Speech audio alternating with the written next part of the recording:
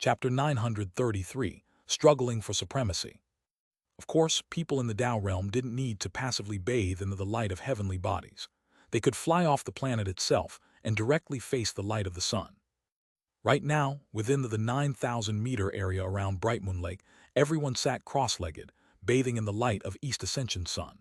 Suddenly, Fang Wei flew out from the East Ascension Pavilion and proceeded to shoot up into the sky without the slightest pause. The boundless sunlight was shockingly hot. The entire world seemed visibly distorted, as if all of the moisture in the air had been completely sucked away. All of Bright Moon Lake seemed to have evaporated into a mist and was now completely dried up. Cracks appeared on the surface of the ground as the Fang clan members around Bright Moon Lake soaked in the power of the sunlight and used it to strengthen their fleshly bodies to shocking levels. When Fang Wei flew out, it attracted a lot of attention. He was a chosen, a blazing son of the Fang clan. He instantly shot up to a height of 3,000 meters with incredible speed. It was there that he took a deep breath and then settled down cross-legged, seemingly transforming into a black hole that rapidly sucked in sunlight. A commotion immediately broke out. Prince Wei is really deserving of his reputation. He's not just absorbing the sunlight, he's gobbling it up. What profound understanding of the East Ascension Sun. Even the experts and elders in the ancestral mansion were silently nodding their heads. The second person to fly up into the sky was Wang Mu, chosen of the Wang clan. His eyes flickered with a strange gleam as he flew up into the air, his expression quickly turning into one of excitement. The patriarch had a magic called Sundered Night, which was created after he gained enlightenment of the rising sun. Today, I, Wang Mu, will contemplate the East Ascension Sun, which will improve my own enlightenment of Sundered Night. 1. Wang Lin from Renegade Immortal used a divine ability called Sundered Night. This would have been known to readers of ISSTH who also read Renegade Immortal, but as far as I'm aware, it hasn't come up yet in the translation of Renegade Immortal. The references I found were in the chapters after 1000, although I suppose it could have come up before then. After Wang Mu, it was Taiyang Zai, who rose up into the air laughing. He was from one of the 5 holy lands, Mount Sun, and he cultivated a magical technique that had a lot to do with the sun. Therefore, the good fortune of this day meant more to him than anyone else. Taiyang Zai immediately flew to a position roughly 2,400 meters high. He took a deep breath and then, completely transformed into something that looked like a sun. Everyone who could see him was instantly shocked. Next were Fan Donger and Li Linger. The 2 young women flew up, one to a height of 3,000 meters, the other to a height of 2,700 meters, where they both settled cross-legged. Both of them were beautiful to begin with, but underneath the light of the sun, they were scintillating and emanated a feeling of holiness. Anyone who saw them would feel their hearts pounding, as if they were looking at celestial beings. Song Luoden followed closely behind. After him were the other Fang clan chosen, among whom Fang Donghan was the swiftest. He came to a stop at a position roughly 1,800 meters high, astonishing many clan members. Meng Hao released Sun Hai, whose expression was somber as he stepped forward and then flew up to a height of 2,100 meters. He emanated the energy of an emperor, causing vast quantities of sunlight to build up around him. Of all the chosen who flew out from East Ascension Pavilion, none stopped at a position lower than 1,200 meters. Even Fang Zai managed to make it to 1,200 meters, where he began to meditate. There were quite a few other clan members in that same position, most of whom flew up from positions surrounding Bright Moon Lake. Meng Hao didn't fly up. He remained sitting cross-legged in the pavilion. The heat from the outside penetrated into his body, making him feel as if he had caught fire. It caused beads of sweat to begin to roll down his face, all of which were pitch black. It was as if there were impurities within his body that were now being forced out. At the same time, he began to absorb some of the heat, strengthening his qi passageways, toughening his bones, and increasing the power of his blood and flesh. East Ascension Sun, he thought, taking in a deep breath. The heat battered his face, pouring into his body, which began to tremble. After some time passed, he finally flew out of the pavilion. The instant he appeared outside, he could hear the clamor of voices. People weren't talking about him, though they were focused on Fang Wei. 21,000 meters. I can't believe Prince Wei reached 21,000 meters. It's only been an hour, and he's already at 21,000 meters. The heat there could vaporize an ordinary spirit realm cultivator in the space of a single breath. Prince Wei really deserves his reputation. Meng Hao heard the cries of surprise ringing out. Earlier, He had spent 1 hour inside of the pavilion to get used to the sunlight of the East Ascension sun. Now, as he looked up into the sky, he could see the various chosen up in their various positions high in the sky. The highest, of course, was Feng Wei. He wore white garments and floated alone at a height of 21,000 meters, grand and magnificent. Golden light surrounded him as sunlight poured into his body. Feng Wei's hair floated around him, making his normally handsome appearance even more shockingly elegant and graceful. Anyone who caught sight of him would be unable to withhold a cry of praise. The three people just below Feng Wei were Taiyangzai, Fan Donger, and someone Meng Hao wasn't familiar with. When he had been with the other chosen earlier, laughing and chatting, Meng Hao had learned that this was the chosen from the Sublime Flow Sword Grotto, Zhou Xin. Seeing Zhou Xin reminded Meng Hao of someone else from the Sublime Flow Sword Grotto. I wonder how Zhao Yifan is doing, he thought. When Meng Hao had first got to know all of these chosen, Taiyangzai's cultivation base did not allow him to stand on a level similar to Fan Donger. However, the magic he cultivated gave him an advantage due to being connected to the sun, and therefore, he was at the same level as the other two, 19,500 meters. Below them at the 18,000-meter mark were Li Linger and Wang Mu. Song Luoden, Sun Hai and the others were all at the 15,000-meter level. Fang Donghan was among their number, and many were paying attention to him. The main reason for that was that he normally kept a very low profile in the Fang clan, and yet on this occasion, unexpectedly made it 15,000 meters high. Meanwhile, back in the Fang clan ancestral mansion, many of the elders and other powerful experts were watching events play out. The Grand Elder was one of them, and as he looked at Fang Wei's lofty position, his face was devoid of any expression. No one who looked at him would possibly be able to guess what he was thinking. Fang Wei's father and grandfather sat some distance away from the Grand Elder. Both of them were smiling. Wire has been preparing for years, building up resources, all with the goal of reaching a height of 300,000 meters. If anyone can do it, it's Wire. Outside of the East Ascension Pavilion, Meng Hao watched as everyone, including Fang Wei and the other chosen, slowly climbed higher and higher. As they did, the good fortune they acquired increased. Meng Hao's eyes glittered. I haven't kept a low profile at all in the Fang clan, and today will be no different. Moreover, this sunlight will greatly benefit my fleshly body. In fact, it's possible that I can take my fleshly body to the level of true immortality. Meng Hao took a deep breath and then began to rise into the air. In one simple movement, he reached 3,000 meters. He stopped there for a moment to take a breath. The sunlight distorted as it engulfed him and was then sucked into his mouth. Because of the massive amounts of sunlight that Meng Hao was absorbing, a rumbling sound suddenly echoed out. It was a sound created from light containing natural law being accelerated to a high speed in the process of being absorbed. It was a strange sound that first sounded like rumbling, but then, if one listened closer, sounded like an enraged roar. As the sound spread out, it immediately attracted quite a bit of attention. That's Feng Hao. What was that sound just now? It's coming from around Feng Hao. The rays of light are distorted. He's gulping them up just like Prince Wei did. Meng Hao ignored the buzz of conversation. His body felt like it was about to burst into flames. He trembled for a moment, then closed his eyes, relishing the feeling of becoming like an incarnation of flame. His fleshly body was on fire, and because of it, was in the midst of transforming. Wonderful, he thought, opening his eyes. Flames danced within his pupils. He threw his head back and laughed, then proceeded on higher. He was now at the 6,000-meter position.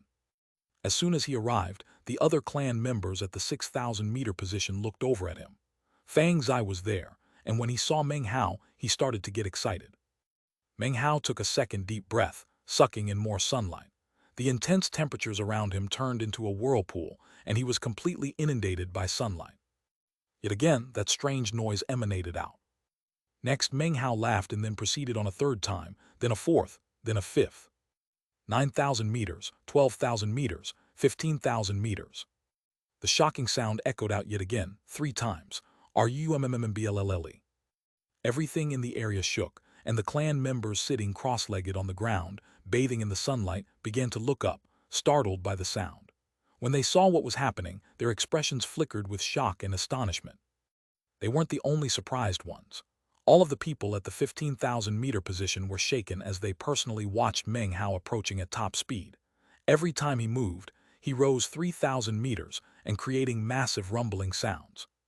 5 steps to get 15,000 meters. Fang Hao isn't just astonishingly skilled in the Tao of alchemy, his fleshly body is incredibly powerful. It takes a strong cultivation base to bathe in the sunlight, but even more important is a strong fleshly body to support you. Without that, if you climb too high, you'll be instantly killed.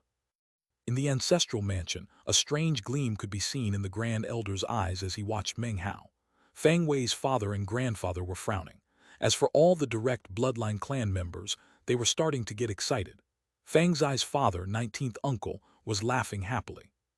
Meng Hao took a deep breath as he hovered there at the 15,000-meter position. He took a moment to experience the shocking temperature and the sunlight that was apparently capable of refining his body. He felt as if his entire person were being refined inside of some sort of furnace of heaven and earth. With heaven and earth as the furnace, pills can be refined and so can people. Meng Hao moved onward. To the shock of the other clan members at the 15,000-meter location, it only took one movement for him to shoot another 3,000 meters to the 18,000-meter position. By this time, Fang Wei had reached 27,000 meters. Taiyang Zai, Zhou Xin, and Fan Donger were at the 24,000-meter position, and Li Linger was only 3,000 meters away from Meng Hao's current location.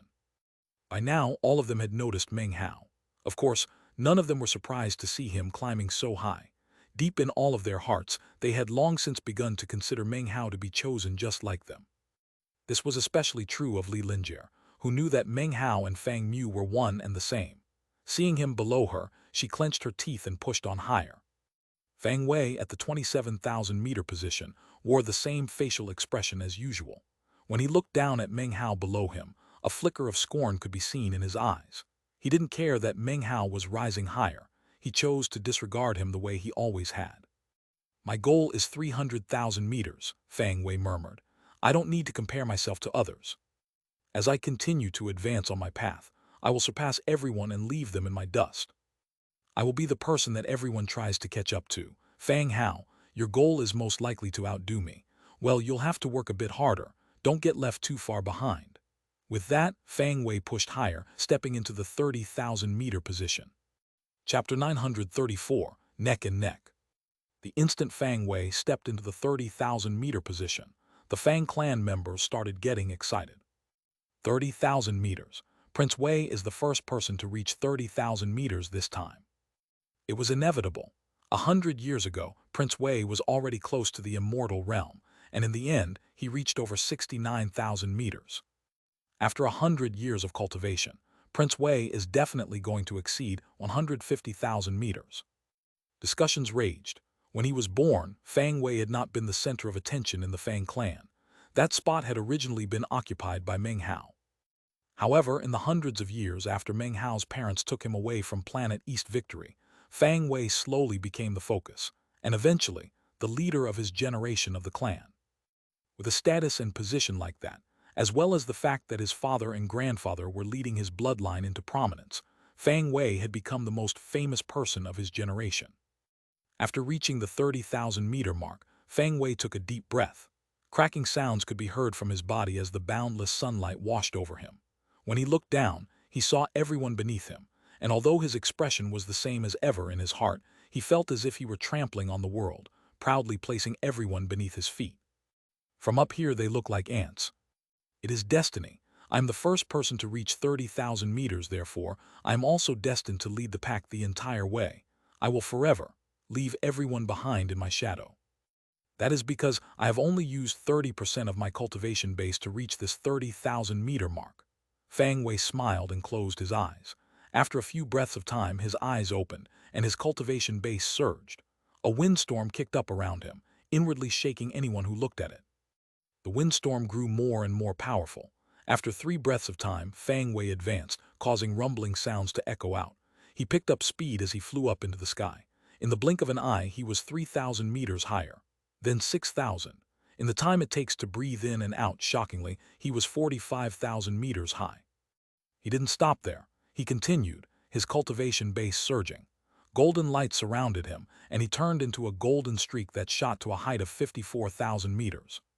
From that position, he overlooked all the lands, and his heart filled with even more intense pride. All of the Fang clan members below stared up with wide eyes. Tiangzai was the second to reach 30,000 meters. After him were Fan Donger and Zhou Xin, who reached 30,000 meters at almost exactly the same time. Tiangzai let out a long cry as sunlight surrounded him. He looked like he was a son of his own, battling to outshine the sun in the sky. Amorphous flames surrounded him, and surprisingly, he did much the same as Fang Wei had, shooting up to 45,000 meters, garnering mass attention. However, moments later, Fan Donger and Zhou Xin also unleashed their cultivation bases. To chosen like this, reaching 30,000 meters was simply a warm-up. After getting accustomed to their surroundings, they would be able to acquire the true good fortune. The higher they got, the greater that good fortune would be. Fan Donger was surrounded by a magical sea that seemed to sweep her up along with it as it rose higher, to a height of 48,000 meters. At the same time, Tiangzai, despite his special method, was beginning to fall behind. Zhou Xin from the Sublime Flow Sword Grotto was surrounded by sword light as he shot upward, reaching a spot somewhere between Fan Donger and Tiangzai. Then there were Li Linger, Wang Mu, Song Luoden and Sun Hai, all of whom reached 30,000 meters, then unleashed their cultivation bases and began to shoot higher. The explosive rise of the Chosen caused the Fang clan members down below to be completely shocked. They knew that in the future, these Chosen would be the most powerful experts in the Ninth Mountain and Sea. Were it not for the fact that they had been waiting for immortal destiny, any one of them could have long since entered the immortal realm. They had built up resources and prepared for years, and once they fused with an immortality illumination vine, they would instantly be able to explode to the peak of the immortal realm. 30,000 meters is only the first step for them. After that, they unleash their cultivation bases, utilizing indescribable energy. Luckily, our Fang clan's Prince Wei is in first place. With Prince Wei here, all of the other Chosen from the Ninth Mountain and Sea will have to hold the Fang clan in awe. At the same time that the Chosen started rocketing skyward, Meng Hao advanced for the 8th time, then the 9th, and the 10th. 24,000 meters, 27,000 meters, 30,000 meters. He moved with incredible speed, 3,000 meters per movement, quickly joining the group of people who had made it to the 30,000 meter point. There, he took a deep breath and looked down at the shrinking land beneath his feet. He saw the ancestral mansion and all the vast land surrounding it, including the mountain range that was the Tao of Alchemy Division. The sunlight here was incredibly intense and hot, enough to melt a spirit realm cultivator. Of course, to Meng Hao, that was not enough to prevent him from advancing. As he breathed, the heat fused into his body. Sweat poured out of him, each drop of which removed impurities from his body. He was slowly becoming transparent, and his fleshly body was becoming increasingly powerful. He clenched his hands into fists, cracking his knuckles as he felt himself growing stronger and stronger. The warm-up is finished. Now, it's time to burst out. Eyes glittering, he took a deep breath, and then his cultivation base began to seethe and suddenly exploded with power. A vortex formed around him in the blink of an eye. The vortex spread out in all directions, becoming like a massive black hole that sucked in all of the light and heat and merged it into Meng Hao's body. In that instant, he suddenly shot up at high speed. The sight was shocking, causing all of the countless Fang clan members down below to gasp. They watched as Meng Hao sped upward like an arrow loosed from a bow. Nothing could stand in his way. No obstacle could obstruct him. Rumbling filled the air as he reached 39,000 meters, 45,000 meters, 54,000 meters. He passed Li Linger and the others. He passed Tiangzai. He passed Fan Donger and Zhou Xin. As he did, their eyes widened. Then he shot even higher. In the blink of an eye, he reached 60,000 meters. This development sent huge waves of shock through the Fang clan members down below. Their eyes went wide with disbelief, and hoarse exclamations rang out. That's impossible. He exploded with speed after 30,000 meters, advancing another 30,000 meters in the blink of an eye. I can't believe Fang Hao is so shocking. He's the eldest grandson of the direct bloodline. Fang Hao. Back when he was here in the clan, Fang Wei was nothing. Fang Hao is the true chosen of the Fang clan. Amidst the uproar from the crowd, almost exactly at the same time as Meng Hao flew past the 60,000 meter mark, he was joined by Fang Wei. Fang Wei was completely shocked, but his expression soon filled with determination. Without the slightest hesitation, he caused his cultivation base to surge, holding nothing back as he flew higher, neck and neck with Meng Hao. At the same time, Fan Donger and the others near her looked on in shock. Then they pushed hard with their cultivation bases, flying higher. Li Linger and all the other chosen were the same. Thanks to the provocation from Meng Hao, all of them pushed higher. RUMMBLLE. From the ground, it looked like numerous beams of light were slicing through the air. Highest of all were the two beams of light that were Meng Hao and Fang Wei, and it was impossible to tell who was in front and who was behind. Further back were Fan Donger and Zhou Xin speeding along. Li Linger was close behind, as was Taiyang Zai, thanks to his special technique. As for everyone else, none were very far behind and were working hard to catch up. Barely 2 hours have passed, and yet each rising of the East Ascension sun lasts for 36 days. Are these people crazy or what? And look, Fang Hao is going neck and neck with Fang Wei. They're not crazy, that's called being competitive. The crowds below felt their hearts trembling. Fang Zai remained at a position several thousand meters up, and even there it was difficult for him to absorb the heat and light. Despite that, he was very excited. He looked up at Meng Hao shooting higher and higher, and his expression was one of extreme enthusiasm.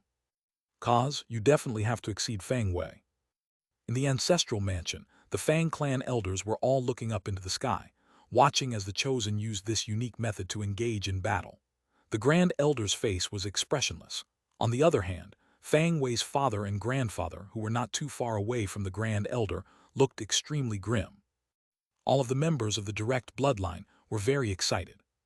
The members of the Tao of Alchemy Division were more excited than anyone else, and were all watching the developments with rapt attention.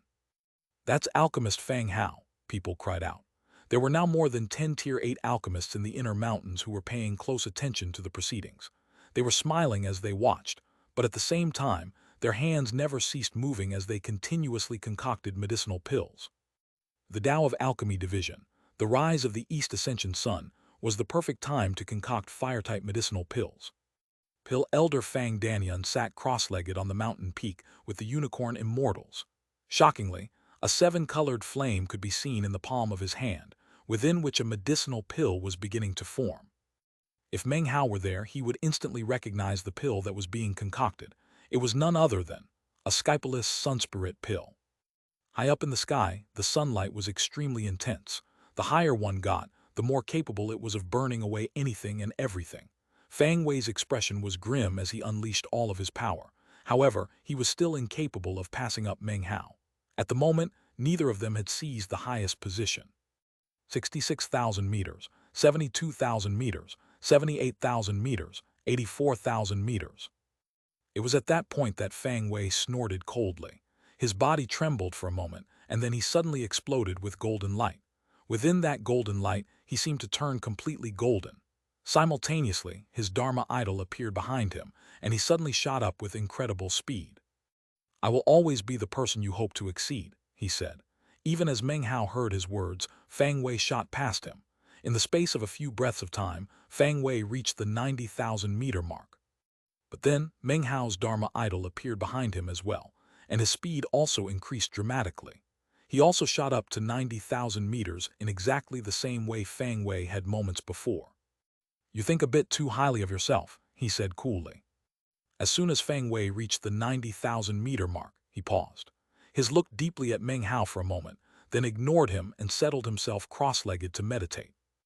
Meng Hao's expression flickered as he realized that the sky at 90,000 meters was not blue but almost violet. Furthermore, the sunlight here was also violet. Apparently, 90,000 meters was a line of demarcation. Meng Hao hesitated for a moment, then crossed his legs and began to breathe deeply. A vortex formed around him as he began to absorb the indescribably hot, violet sunlight. His fleshly body was now becoming even more powerful. Soon he would reach a critical point, the threshold of a true immortal fleshly body. Expand.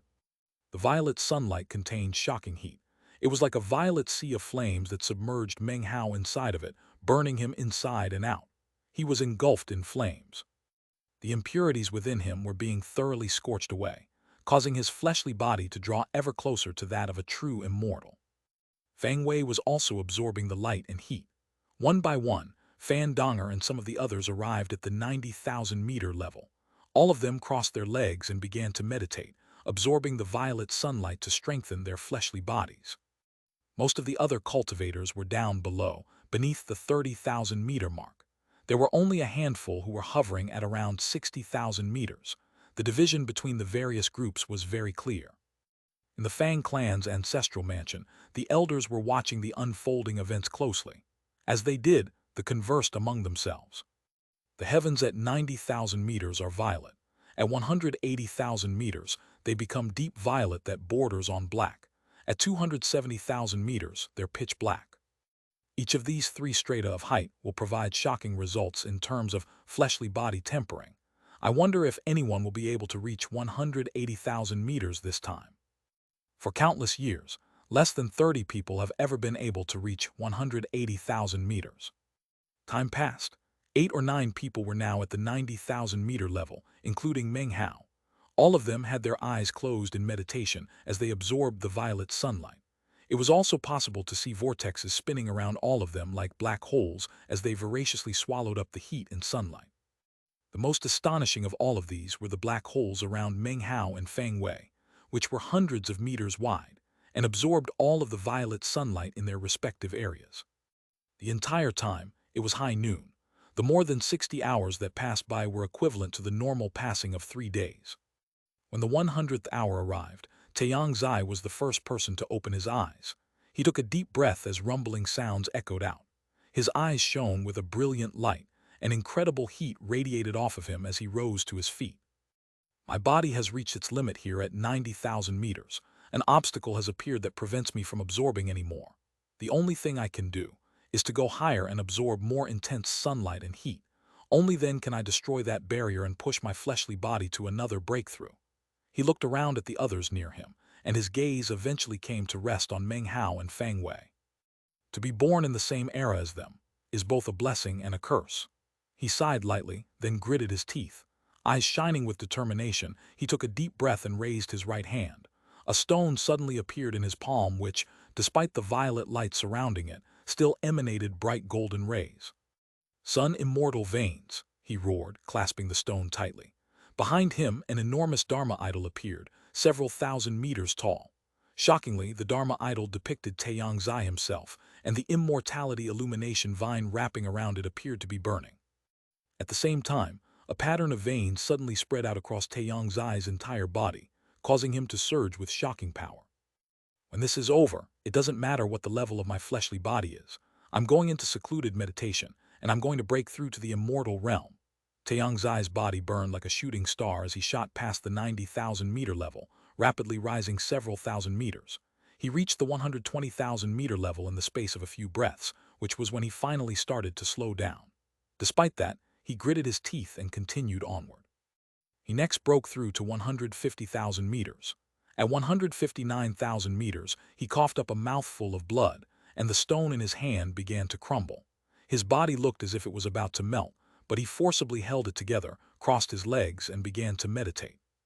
I still have 3 of these precious divine sunstones. However, this is the absolute limit for my fleshly body. If I go forward even 1 more meter, then I'll die. His expression was one of defiance, and yet he closed his eyes and absorbed the sunlight madly. Soon after, Sun Hai opened his eyes. His energy surged like that of an emperor as he produced a crown and placed it on his head. Then, he began to rise, struggling to a height of 156,000 meters before finally coming to a stop. Wang Mu followed close behind Sun Hai. His cultivation base roared as a strange aura appeared around him that seemed to contain elements of the rising sun. In his hand was a jade slip that seemed able to dispel any darkness of night that he might perceive around him. Shockingly, he rose to a height of 162,000 meters. When the 126th hour arrived, Li Linger opened her eyes. At the same time, so did Song Luoden. Neither of them looked at the other, and yet they simultaneously produced objects from within their robes. Li Linger pulled out a magical bottle that rose to float above her head. Occasionally, drops of liquid would seep out. When they splashed onto Li Linger, they transformed into steam that she then absorbed. Song Luoden pulled out a feng shui compass composed entirely of translucent crystal, which emanated a pulsating qi that he breathed in through his nose and mouth.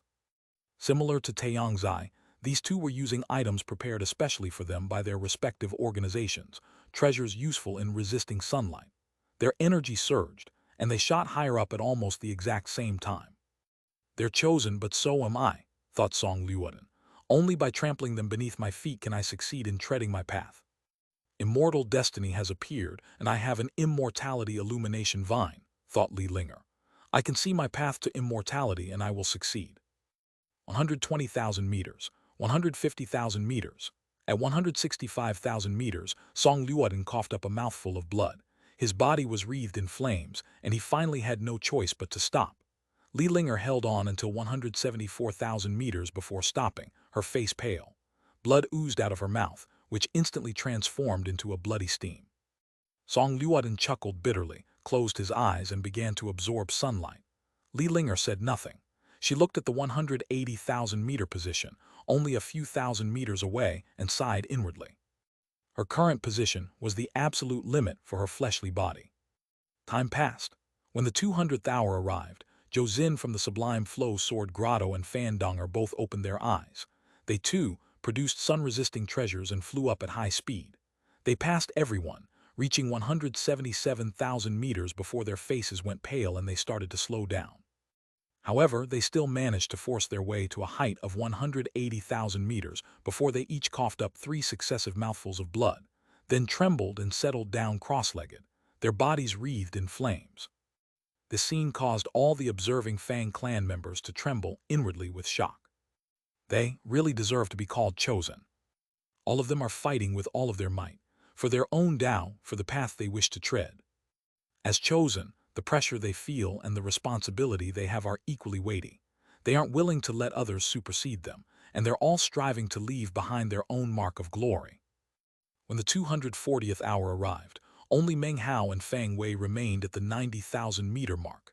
At this point, Fang Wei's eyes opened, and he looked over at Meng Hao, his expression grim.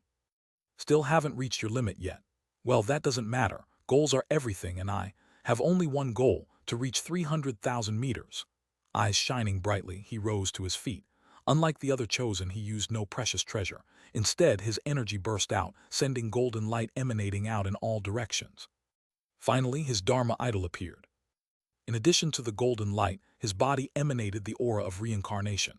It grew stronger and stronger until, in the end, it created a vortex around him. Fang Wei then began to rise up higher into the sky. In one move, he rose 30,000 meters. When he reached 120,000 meters, he began to slow down. However, Fan Donger and everyone else up ahead him looked on with wide eyes. He's not using any magical items. He's relying only on his cultivation base and his fleshly body. He's using a unique divine ability. That's the aura of reincarnation. That must be one of the Fang clan's special magics, one thought reincarnation incantation. Everyone in the Fang clan was watching, as Fang Wei reached the 120,000-meter mark, including the elders in the ancestral mansion. Reincarnation's second life, roared Fang Wei. Immediately, the aura of reincarnation that surrounded him exploded out. Rumbling could be heard as, shockingly, a second Dharma idol appeared behind him. This Dharma idol didn't look like his first Dharma idol. It was blurry and unclear. As soon as the second Dharma idol appeared, Fang Wei's body flickered, and he continued to advance, quickly reaching a height of 150,000 meters. A hubbub of conversation rose up from down below, and shock filled the hearts of Song Liuodan and the other chosen. Reincarnation third life, Fang Wei cried out, as his shocking call echoed about. A third Dharma idol appeared behind him. His cultivation base roared to monstrous heights as he advanced a third time. Rumbling could be heard as he instantly reached a height of 180,000 meters. He planned to put everyone beneath his feet. All the crowds were in an uproar. Actually, not everyone in the Fang clan could actually see 180,000 meters into the sky. Only the most powerful experts could do so. However, those who could see were incredibly excited, especially the members of Fang Wei's bloodline, who were elated. The reincarnation incantation can reincarnate 4 lives. Prince Wei's latent talent is so shocking that he's already refined 3 lives. He isn't even in the immortal realm yet. Once he breaks through, he'll definitely be a 90 meridian peak immortal. With a chosen like that, our Fang clan is destined to last throughout the ages. Fang Wei hovered at a height of 180,000 meters. From this vantage point, he could see the arcing curvature of the planet and almost seemed to be floating in the starry sky. He did not cough up any blood as he looked down at the other chosen with their varied expressions, and at Meng Hao. When he looked at Meng Hao, he realized that Meng Hao's eyes were not closed. Instead, he was staring back at Fang Wei with an abstruse look in his eyes. Meng Hao had actually opened his eyes earlier, when Fang Wei had begun to fly up. The instant their eyes met, Fang Wei could see a piercing glow in Meng Hao's eyes and a smile on his face. Next, Meng Hao's lips moved slightly, and although he didn't speak, Fang Wei instantly knew what he was saying. "Are my nirvana fruits working well for you?" Immediately, Fang Wei's eyes widened, and his expression turned grim. Chapter 935, My Nirvana Fruits. Chapter 936, Meng Hao vs. Fang Wei. When Fang Wei started flying higher into the sky earlier, Meng Hao awoke from meditation, not naturally, but because he had felt the intense sensation of something calling to him, something very familiar. That sense of familiarity came from Fang Wei. It was a sensation like nothing else, and it came specifically from Fang Wei's second and third Dharma idols. It was now obvious that they were calling out to Meng Hao's blood. He had felt that there was something familiar about Fang Wei's aura from the very beginning. He'd had his speculations, but it wasn't until now that those speculations were validated. 1. Meng Hao mentioned in chapter 897 that he sensed something familiar about Fang Wei. From Fang Wei's second and third Dharma idols, Meng Hao got the feeling that they actually belonged to him. They were manifestations of his nirvana fruits. Now that the truth had presented itself in front of Meng Hao, he was unexpectedly calm. The entire clan had witnessed the Grand Elder giving him his nirvana fruits, so bringing up the subject would be useless. Meng Hao smiled, a cold smile that contained no anger but rather calmness. He slowly stood up, then began to fly upward, relying on no magical items to resist the sunlight and heat.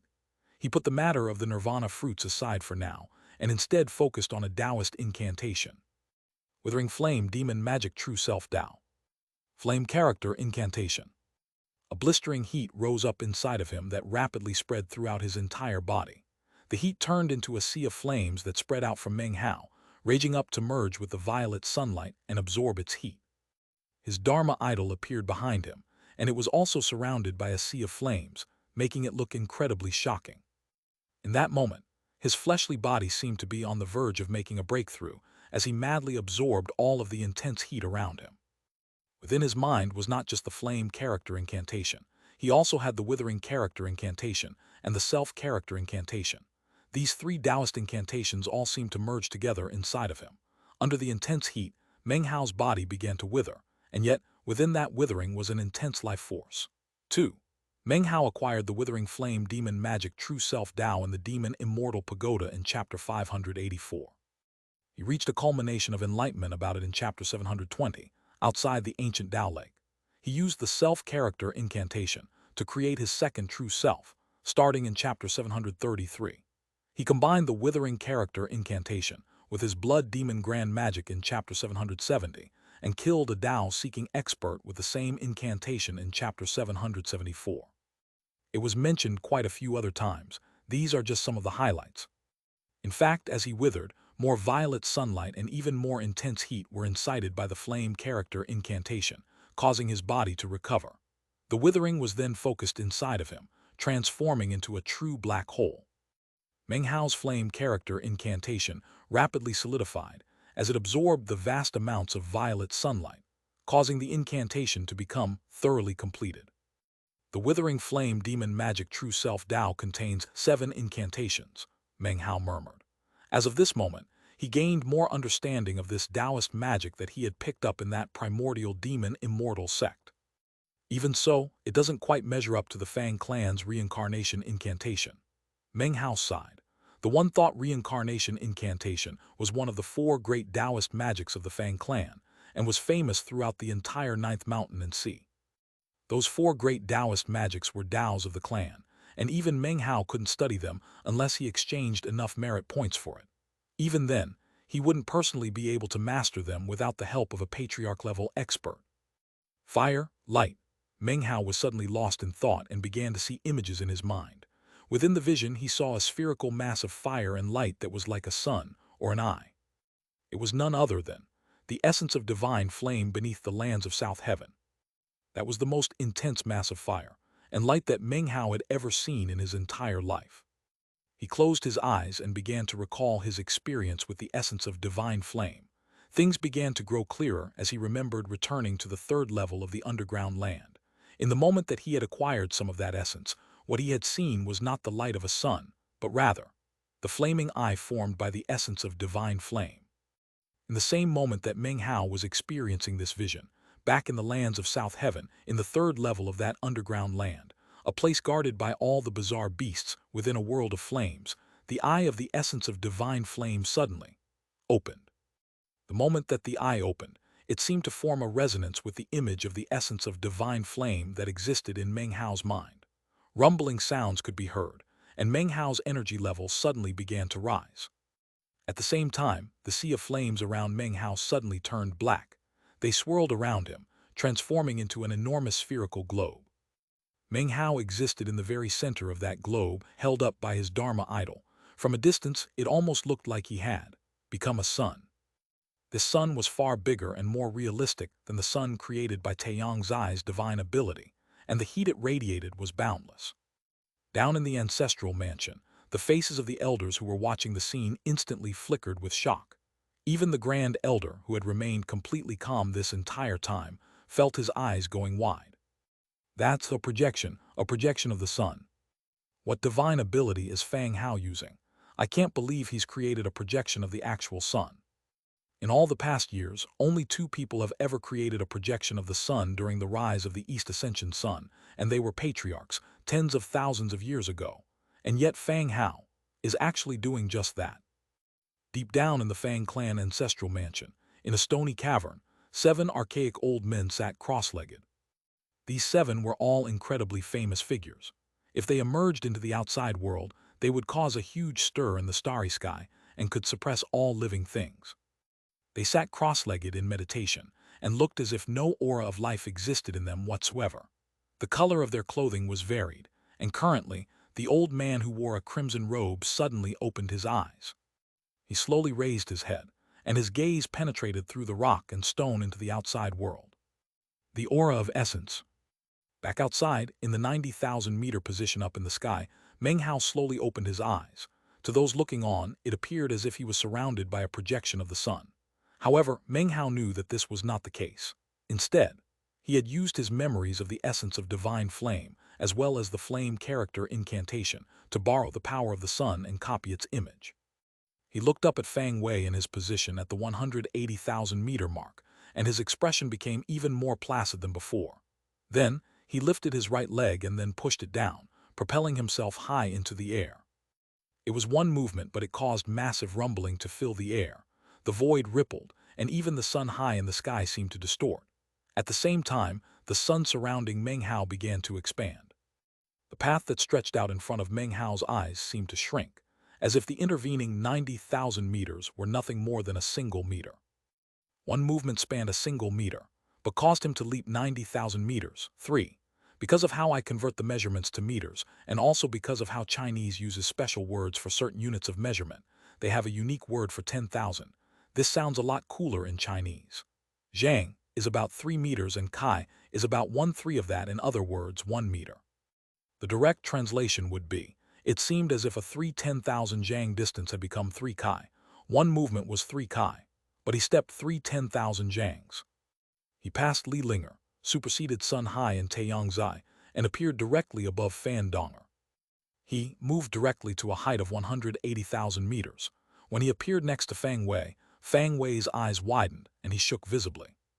Meng Hao was now radiating boundless violet light in the shape of a sun. It was a sight that shook heaven and earth, leaving everyone astonished. People watching from down below even had the mistaken impression that the sun had descended. "You," said Fang Wei. This was the first time he had become flustered. His face flickered, and he was so shaken by Meng Hao that he involuntarily retreated backward. Fan Donger was panting as she stared up at Meng Hao. She had to admit that, as of this moment, Meng Hao was shocking even to her. He had formed a projection of the sun and crossed 90,000 meters in a single movement. It was terrifying. Zhou Xin of the Sublime Flow Sword Grotto looked on with a sharp gaze, virtually unable to believe the feeling of defeat that existed in his heart. Li Linger took a deep breath as she gaped in shock.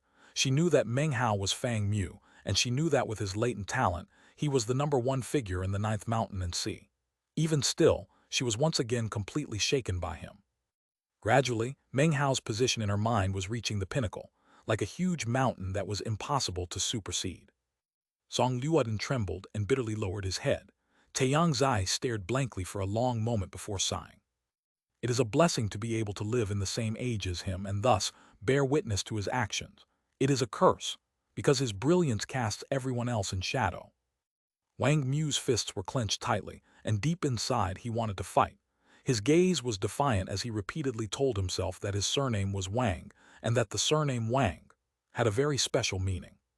To be a chosen of the Wang clan meant that you didn't lose to anyone.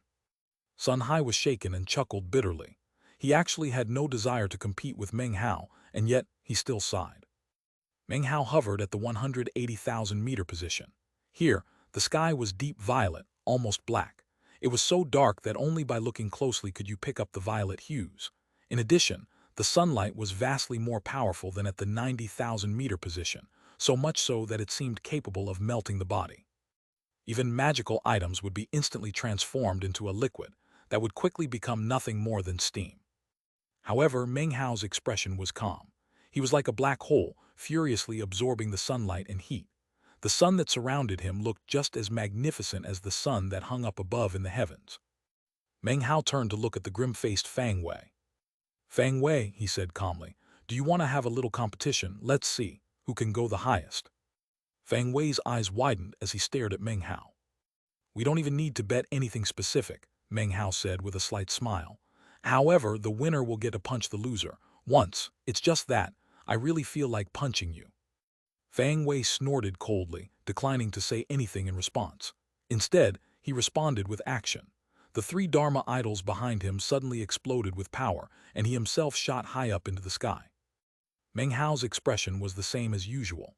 As soon as Fang Wei flew up, he followed, and the two of them turned into bright streaks of light that shot upward. In the blink of an eye, they had reached 210,000 meters. Meng Hao's entire body was covered in flames. The sun which surrounded him was still in place, despite the fact that the light and heat here was 10 times as powerful as it had been at the 180,000-meter position. Fang Wei was trembling, and the Dharma statues behind him fell to pieces. Gritting his teeth, he slapped his bag of holding to produce a medicinal pill, which he immediately swallowed. It was a Skypalus Sunspirit pill, and as soon as he consumed it, he threw his head back and roared, then shot even higher than before. 225,000 meters, 240,000 meters. The sky was now completely black. Fang Wei's body was in flames, and fissures were spreading out across his skin. Even with the Skypalus Sunspirit pill, he was incapable of staying at such a height for very long. Meng Hao's sun was beginning to collapse, and his body withered. His flesh and blood appeared to be evaporating and dispersing. The intensity at the 240,000-meter position was 10 times as powerful as before, and the heat and light had reached a terrifying level. However, even as his body withered, he looked over at Fang Wei with a cold gaze. "What's wrong?" he asked. "Can't keep up." To Fang Wei, this incredible heat and light was terrifying. It was the same for Meng Hao. However, there was something unique about Meng Hao. However ruthlessly he treated others, he treated himself even more ruthlessly. Meng Hao also had a Skypalus Sunspirit pill, and yet he didn't consume it. He wanted to use Fang Wei's arrogance to bring him down, to openly, and without any tricks, mess with him until he was destroyed and brought to ruin. He also wanted to damage Fang Wei's Dao heart by defeating him without even needing to consume a single medicinal pill. It would be like a mortal blow to Fang Wei. Considering Fang Wei's level of intelligence, how could he not understand that Meng Hao was leading him on? This was obviously a battle for the position of #1 chosen in the Fang clan. As of this moment, all of the Fang clan's experts, all of the elders and even the Grand Elder were paying rapt attention. Expand. Fang Wei's eyes were bright red as he glared at Meng Hao. The pride in his heart had been trampled upon. He had already consumed the Skypalus Sunspirit pill, and yet he was still not able to shake Meng Hao. Even more impossible for him to accept was that from the very beginning until now, Meng Hao still had not used any external aid. He was relying only on his fleshly body and cultivation base, and yet was still capable of reaching this incredible height. That fact was a massive blow to Fang Wei. I'm the #1 chosen of the Fang clan, he thought, gritting his teeth. From the moment I was born, I was destined to shake the 9th mountain and see. He lifted his right hand, within which appeared a bone fragment. It was covered with intricately carved magical symbols and emanated a barbaric aura, as well as a feeling of incredible ancientness. Fang Wei violently clenched his hand around the bone fragment, which did not fracture, but rather sank down into the flesh of his palm. Drops of blood appeared, along with a faint, bizarre power. As the pieces of the bone fragment merged into his body, Fang Wei began to tremble, and blue veins popped out on his face. I, Fang Wei, will never lose. As he spoke the words, rumbling echoed out, and he once again rose higher into the sky. Meng Hao's eyes flickered. He could have allowed his eternal stratum to heal him, but had not done so yet. He wanted to completely and utterly destroy Fang Wei's self-confidence, to thoroughly crush him and drag him down into destruction. Enduring the intense light and heat, Meng Hao also shot upward. The two of them became beams of colorful light as they ascended. Anyone who could see them, be they the chosen from the various clans or the Fang clan experts, watched as Meng Hao and Fang Wei shot up into the sky with determination and roiling energy. 249,000 meters. Rumbling echoed out at this incredibly high position. Blood sprayed from Fang Wei's mouth. Even with the power of the bone fragment, he had barely managed to force his way those extra 9,000 meters higher. This position was truly his final limit. He had possessed only one Skypalist Sunspirit pill. Such pills were rare, even for Fang Wei. His father and grandfather had paid a steep price to get their hands on a single Skypalist Sunspirit pill from the Tao of Alchemy Division. After all, the Tao of Alchemy Division could act autonomously in the clan, and not even the Grand Elder could give them orders, unless the clan was in a state of war. In the same moment that Fang Wei couldn't hold out any longer, the black sun surrounding Meng Hao suddenly crumbled away in layers, transforming into countless fragments that rapidly evaporated due to the intense heat. Meng Hao was now completely exposed, and his skin began to wither up. Soon, he looked like nothing more than a desiccated corpse that might melt away into death at any moment. And yet his eyes sparkled as he looked at Fang Wei. "Admit defeat?" he asked, his voice hoarse. Fang Wei's heart trembled as he gazed upon Meng Hao's intense strength.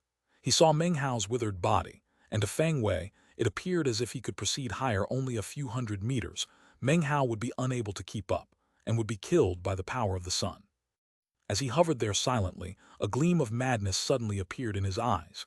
He said nothing, but instead threw his head back and let out a mighty roar. His body shook as his 3 Dharma idols suddenly appeared. 3 lives of reincarnation, glory of a lifetime, he howled, flashing an incantation gesture that caused all 3 Dharma idols to superimpose. Next, an aura that appeared to be Fang Wei's rose up, growing stronger and stronger until it reached a boundless level. I am Fang Wei, and I will never lose. He clenched his teeth and once again rose up higher, surrounded by rumbling sounds. As he soared higher, his body began to wither and the flame of his life force began to grow dim. And yet, looking every bit like a shooting star, he continued to rise higher. 252,000 meters, 258,000 meters, 267,000 meters. Fang Wei's blood was being transformed into mist as he pushed himself higher. Meng Hao followed silently, and his body became even more withered. His cultivation base was in full rotation, and his Dharma idol was supporting him from behind. His energy was operating at the full peak. Especially noteworthy was his immortal meridian, which glowed with intense light that filled his body. A blood demon head materialized around him, and the 9th mountain appeared, as well as the black-white pearls. He also used a writ of karma, as well as various other divine abilities and magical techniques. His aura surged to its limit as he combined everything at his disposal to keep pace with Fang Wei. Soon, he too arrived at the 267,000-meter position. It was at that point that Meng Hao coughed up a mouthful of blood. His body was now withered virtually to its limit, to the point where it seemed that if Fang Wei took only one more step, Meng Hao would be left behind and would be unable to keep up. Fang Wei looked at Meng Hao, and his eyes blazed with the desire to fight. From the very beginning until this very moment, Meng Hao had constantly seemed to be on the verge of death. And yet, as he advanced, he was not melted by the sun. Fang Wei had already gone all out, and had almost reached 270,000 meters, and yet it seemed that he would be incapable of surpassing Meng Hao. Both Meng Hao and Fang Wei hovered at 267,000 meters, and neither one of them was in the lead position. "Fang Hao," said Fang Wei. He gazed at Meng Hao with a look of madness. Panting, he slowly lifted up his right foot. It was a simple motion, but it caused his body to tremble violently, clearly on the verge of complete collapse. At that point back down in the ancestral mansion, Fang Wei's father's face fell, and he suddenly called out, "Wire, just remain in that position and meditate. Get used to your surroundings before proceeding higher." It wasn't just Fang Wei's father who had such a reaction. There were other elders of his bloodline who all started calling out to Fang Wei to stop trying to get higher. "Fang Wei, don't fall into his vicious plot. Don't be rash. Fang Wei, you need to rest and adjust your breathing. Your goal has nothing to do with other people. It is heaven itself." Fang Wei said nothing. Neither did Meng Hao, who simply hovered off to the side, looking coldly at Fang Wei. Time passed. After the space of several breaths had passed, Fang Wei's eyes suddenly filled with determination, and he stared at Meng Hao. "I know the meaning behind your actions earlier," he said. "I also know what you're trying to do. You want to coax me into competing with you in the hopes of delivering a blow to my Tao heart. Such things. I understand." His eyes gleamed with the light of obsession. "However," he continued, "I am Fang Wei and I won't lose to anyone. You want to fight? Then let's fight. You want to compete? I'll compete with you. I'm going to move one step further, and if you're good enough, see if you can keep up." Eyes bloodshot, Fang Wei lowered his right foot and moved higher again. In that instant, his grandfather let out a bellow of rage. "Fang Wei, get back here!" Rumbling echoed out. As Fang Wei finished moving up, blood spurted out all over his body, and his hair was burned completely away. His skin began to burst, and he appeared to be engulfed in a sea of flames. He even began to stagger as if he couldn't support his own weight. However, at the same time that this was happening, Meng Hao also moved higher. Similar rumbling echoed out, and he was also inundated in a sea of flames. He also began to tremble, and yet he remained solidly in place. Then he looked back at Fang Wei. Blood sprayed from Fang Wei's mouth, and he tumbled backward. Meng Hao's expression was a complicated one. There were actually some things about Fang Wei that he felt to be worthy of praise. He had stubbornness, which was something incredibly valuable to cultivators. However, everything was a matter of perspective, and because of the way things were, Meng Hao could never sympathize with him. "You're simply not good enough," he said calmly. "You even have my nirvana fruits, and yet you still don't measure up." Those words were like a sharp sword that stabbed directly into Fang Wei's heart. His face went ashen, and he coughed up more blood. "All you did was get one step past me," he said, gritting his teeth as the flames surged around his body. He had only fallen back one pace, but then held his place, forcing his body to stay together as he glared at Meng Hao. "One step," said Meng Hao softly. It was at this point that he unleashed his eternal stratum. It exploded out, and in the blink of an eye, Meng Hao's withered frame began to heal. His hair grew out long, and his skin shone with a gleaming luster. All of his injuries were now completely restored. This development caused Fang Wei's face to fall again. His mind reeled, and the blood drained from his face as he tumbled further backward. "Impossible this. Why do you think it's impossible?" Meng Hao said coolly. With that, his body flickered, except instead of moving up higher, he appeared directly in front of Fang Wei. "You lose," he said, and with that he punched out toward Fang Wei. Fang Wei's three Dharma idols reappeared as Meng Hao's the punch descended, and the aura of reincarnation exploded out. He went all out to resist Meng Hao, and yet, at that moment, Meng Hao said four words. "A writ of karma. BONMM." One devastating punch slammed into Fang Wei, sending him hurtling from a height of 270,000 meters in the sky all the way down toward the ground. One devastating punch shattered two of Fang Wei's three Dharma idols. Those Dharma idols had been formed from Meng Hao's nirvana fruits, and by forming ties of destiny with them using a writ of karma, they were instantly shattered and sealed. The deeper the karma, the more intense the power. In the instant that Meng Hao's blow landed, 7 or 8 figures shot up from the ground below to appear around Fang Wei. They grabbed him and immediately poured cultivation-based power into him to heal him. Then they looked up angrily at Meng Hao, killing intent surging. At the same time, more than 100 powerful streams of divine sense immediately formed near Meng Hao.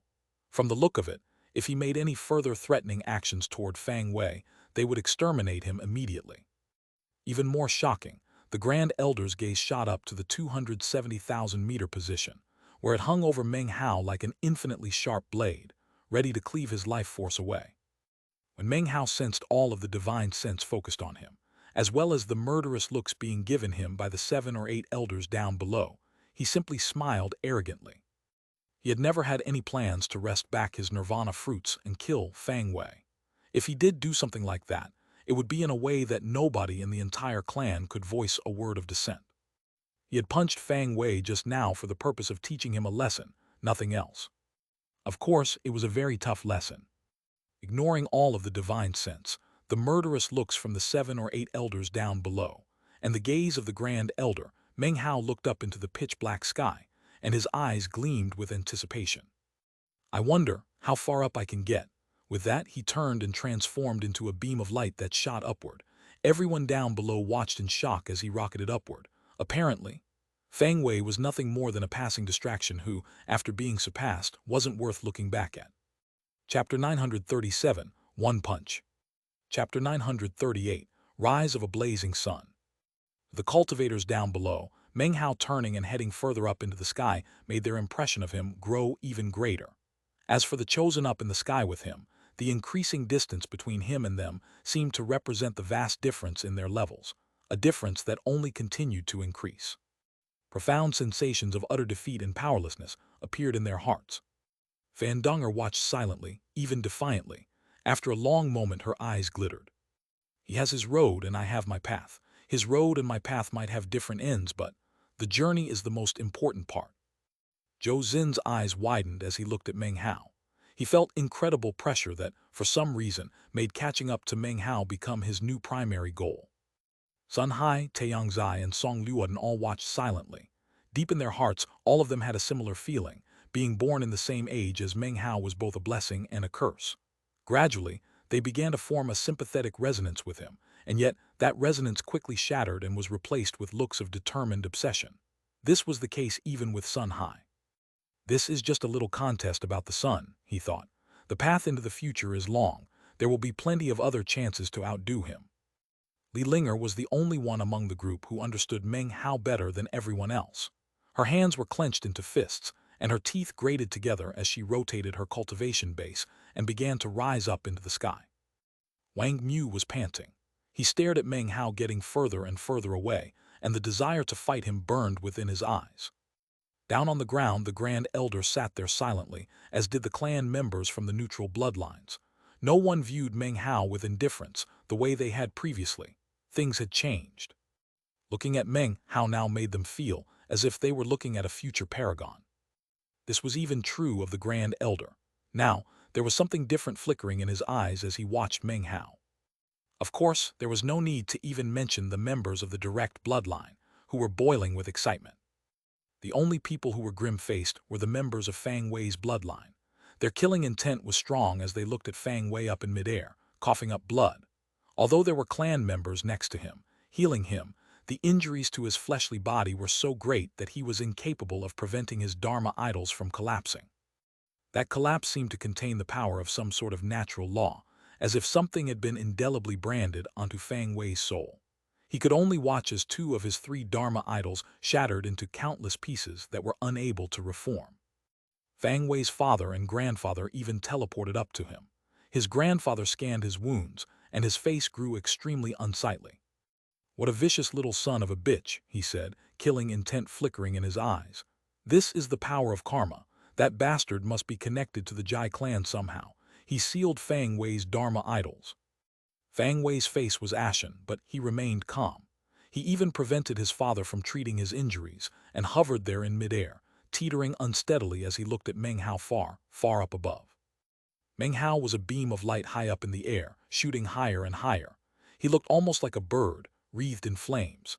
He was not living within those flames, but being consumed by them, an undying phoenix with burning wings that soared high into the sky. As he soared through the air, the essence of the flying rain dragon that had existed inside of him for so long suddenly surged into action, causing a gentle power to spread throughout his body. 270,000 meters. 276,000 meters. 282,000 meters. Even when he reached that position, he continued to go higher. The determination in his eyes increased, and the flames that burned his body raged into a peak of intensity. Even with the healing of his eternal stratum, he would soon be completely destroyed. However, the impending failure of his eternal stratum didn't cause Meng Hao to hesitate. He immediately pulled out the Skypalist Sunspirit pill that he had personally concocted. This would be his first time consuming the pill, and the first time he would rely on its power. As soon as the pill entered his mouth, his body filled with rumbling, and a boundless life force exploded out from within him. It was fiery, and contained a light and heat which stemmed from heaven and earth, from plants and vegetation, from the 12 two-hour time periods in a day. That light and heat then transformed into a flame of life force. As that flame surged inside of him, it caused his eternal stratum to suddenly roar to life.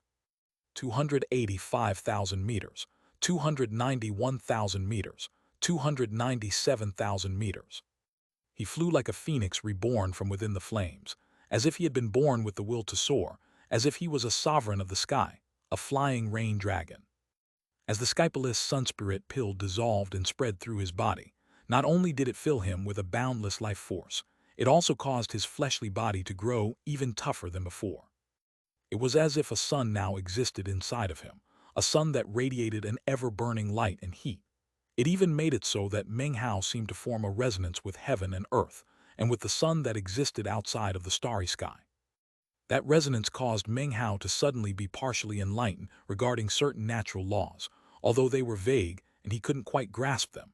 He could sense that these natural laws contained the Tao of the sun, a Tao that became clearer the closer one got to the sun itself.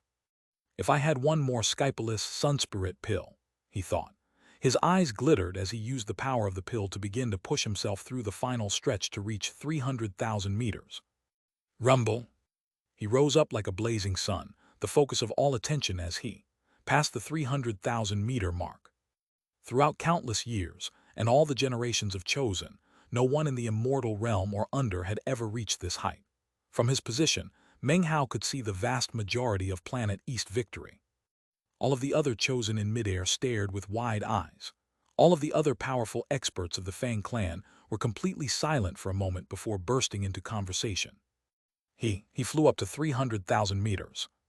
From ancient times until now in the Fang clan, nobody in the immortal realm or under has ever reached 300,000 meters.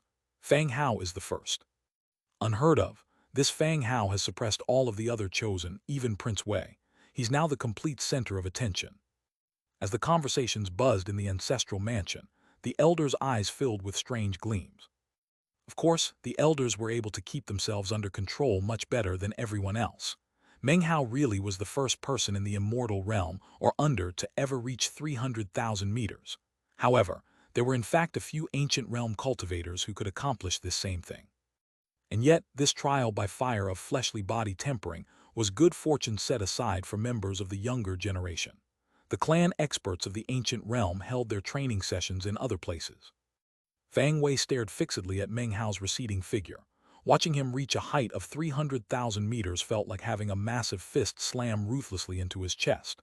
Blood oozed out of his mouth, and his expression darkened. Inside, he was nearly going mad with defiance. I should be up there, not him. As everyone was shaken mentally, Meng Hao hovered at 300,000 meters. It was impossible to breathe this high up, but with Meng Hao's cultivation base, he didn't need to breathe. He hovered there like a peerless paragon. Because of his eternal stratum, his fleshly body was very close to that of a true immortal. Furthermore, he tread a path that was different than everyone else, a path that even exceeded Pill Demon and his true immortal destiny. His path was to become a true immortal among true immortals. His was a path in which he relied only on himself. He needed no immortal destiny. He would move directly into true immortality. In fact, among the few people who tread such a path, his was unique. He already had an immortal meridian inside of him, an immortal meridian, from a primordial Taoist right temple. All of these things were reasons why he now hovered above 300,000 meters. Here the light and heat surrounded Meng Hao in a strange way. He couldn't see the light or feel the heat. He existed inside of the light and was being smelted in the heat itself. He slowly looked up and began to tremble as his fleshly body was tempered to an even greater degree. Up ahead of him was the boundless starry sky, and then beyond that he could see the actual true sun. It was an enormous crimson sphere, seemingly in the depths of the starry sky, illuminating everything. When Meng Hao looked at it, he could sense the Tao of the sun, much more clearly than before. However, it still wasn't clear enough. Even flying up 300,000 meters left the sun too far away. My fleshly body is just a hair away from a breakthrough. His eyes filled with determination. Everyone believed that he had reached the ends of the sky and could go no further. However, he charged onward, using the power of his cultivation base, his fleshly body, and the son of the Skypalist Sun Spirit pill to support him as he flew. 303,000 meters, 309,000 meters, 315,000 meters. His flight speed was not incredible. Time went by and he continued higher. Everyone down below was in a complete uproar. I can't believe he's still going. 300,000 is an end mark. Going any further vastly increases the danger. At a certain point, he's going to step into the starry sky. That's a place where only Tao Realm experts can enter. What is he doing? Chosen clan members, everyone was astonished. When he reached 315,000 meters, everyone thought that he was finished. But then, the constant cyclical interchange between his eternal stratum and the light and heat caused his fleshly body to begin to emit rumbling sounds. A white light then exploded out from inside of him. As soon as the light appeared, anyone who could see it gasped. Even the chosen who felt so separated from him were instantly shocked. That white light, that's immortal light. That's a type of true immortal light of heaven and earth that only appears right before the fleshly body reaches the true immortal level. Fandonger and all the other chosen felt their minds reeling. The elders of the Fang clan and other members of the clan who could see the light were all trembling inwardly. Fang Wei saw the light, and an expression of disbelief appeared on his face. Even his father and grandfather felt as if they were being struck by lightning and gaped in shock. Many people immediately flew out from within the ancestral mansion to look up into the sky. Their expressions were first that of astonishment, then disbelief, and finally, amazement. Immortal light. The Grand Elder was struck speechless, something that rarely happened. Chapter 939, True Saint Fleshly Body. I can't believe he's forming immortal light. In the stony cavern deep beneath the ancestral mansion, the withered old man in the crimson robe was watching with a gaze that blazed like fire. Could it be that someone from the Fang clan will finally be able to look down on the entire Ninth Mountain and see, after all these years, will there be another rarely seen, fleshly body true saint? Cultivators in the immortal realm who had true, immortal fleshly bodies were called saints. Saints are victorious, so the term itself implied that they were unrivaled in the immortal realm. If a true immortal cultivation base was then added on top of that then, that person would be a true immortal and a true saint at the same time. That was a paragon. 1.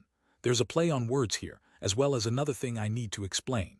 First of all, the two words Saint Chinese letter and Victorious Chinese letter are complete homophones, meaning they are pronounced exactly the same, Sheng. Incidentally, the latter is the same character as in the name of the planet, East Victory. Paragon can be translated in a variety of ways, and essentially refers to a supreme entity of some sort. We've already seen this term appear a few times in the story, and as is explained here, is usually used to refer to someone of supreme and unrivaled power in their realm. That was an invincible paragon of the immortal realm. All of that would be preceded by light. Immortal light. Before the true immortal fleshly body appeared, white light would shine out. Immortal chi would naturally exude from within that light, creating a unique color, which was none other than that unique immortal light. Only when a true saint fleshly body appeared would it be possible to see that light. Within the light, Meng Hao trembled slightly. He could feel the dense immortal chi in the light around him, a chi that did not come from the outside world but rather had grown inside his body. It was as if it had been hidden in his blood vessels, concealed in his soul, obscured within his life force. When the immortal light appeared, it came with dense immortal chi. Meng Hao's fleshly body began to emanate rumbling sounds as it rose madly toward the state of being a true immortal fleshly body. A flame burned deep inside of Meng Hao's eyes as an incredible power surged up within him. In that moment, he began to fly. He had long since stopped paying attention to the flow of time. From the moment he had flown out of the pavilion until now, more than half of the East Ascension Sun's 36 days had passed. By now, only 15 days remained. And yet, Meng Hao had not stopped moving. 318,000 meters, 324,000 meters. 330,000 meters. The light surrounding him grew stronger and more intense. There was more immortal chi, and the light and heat that existed in the blackness of space had turned into something like a cocoon, wrapping around Meng Hao, waiting to be broken open to reveal new life. The cocoon also nourished him, making Meng Hao's new life force grow even stronger. His eyes glowed with an obsession to become more powerful. Therefore, he didn't stop, but instead pushed onward. A soaring phoenix circled around him, which was the manifestation of the will of his soul.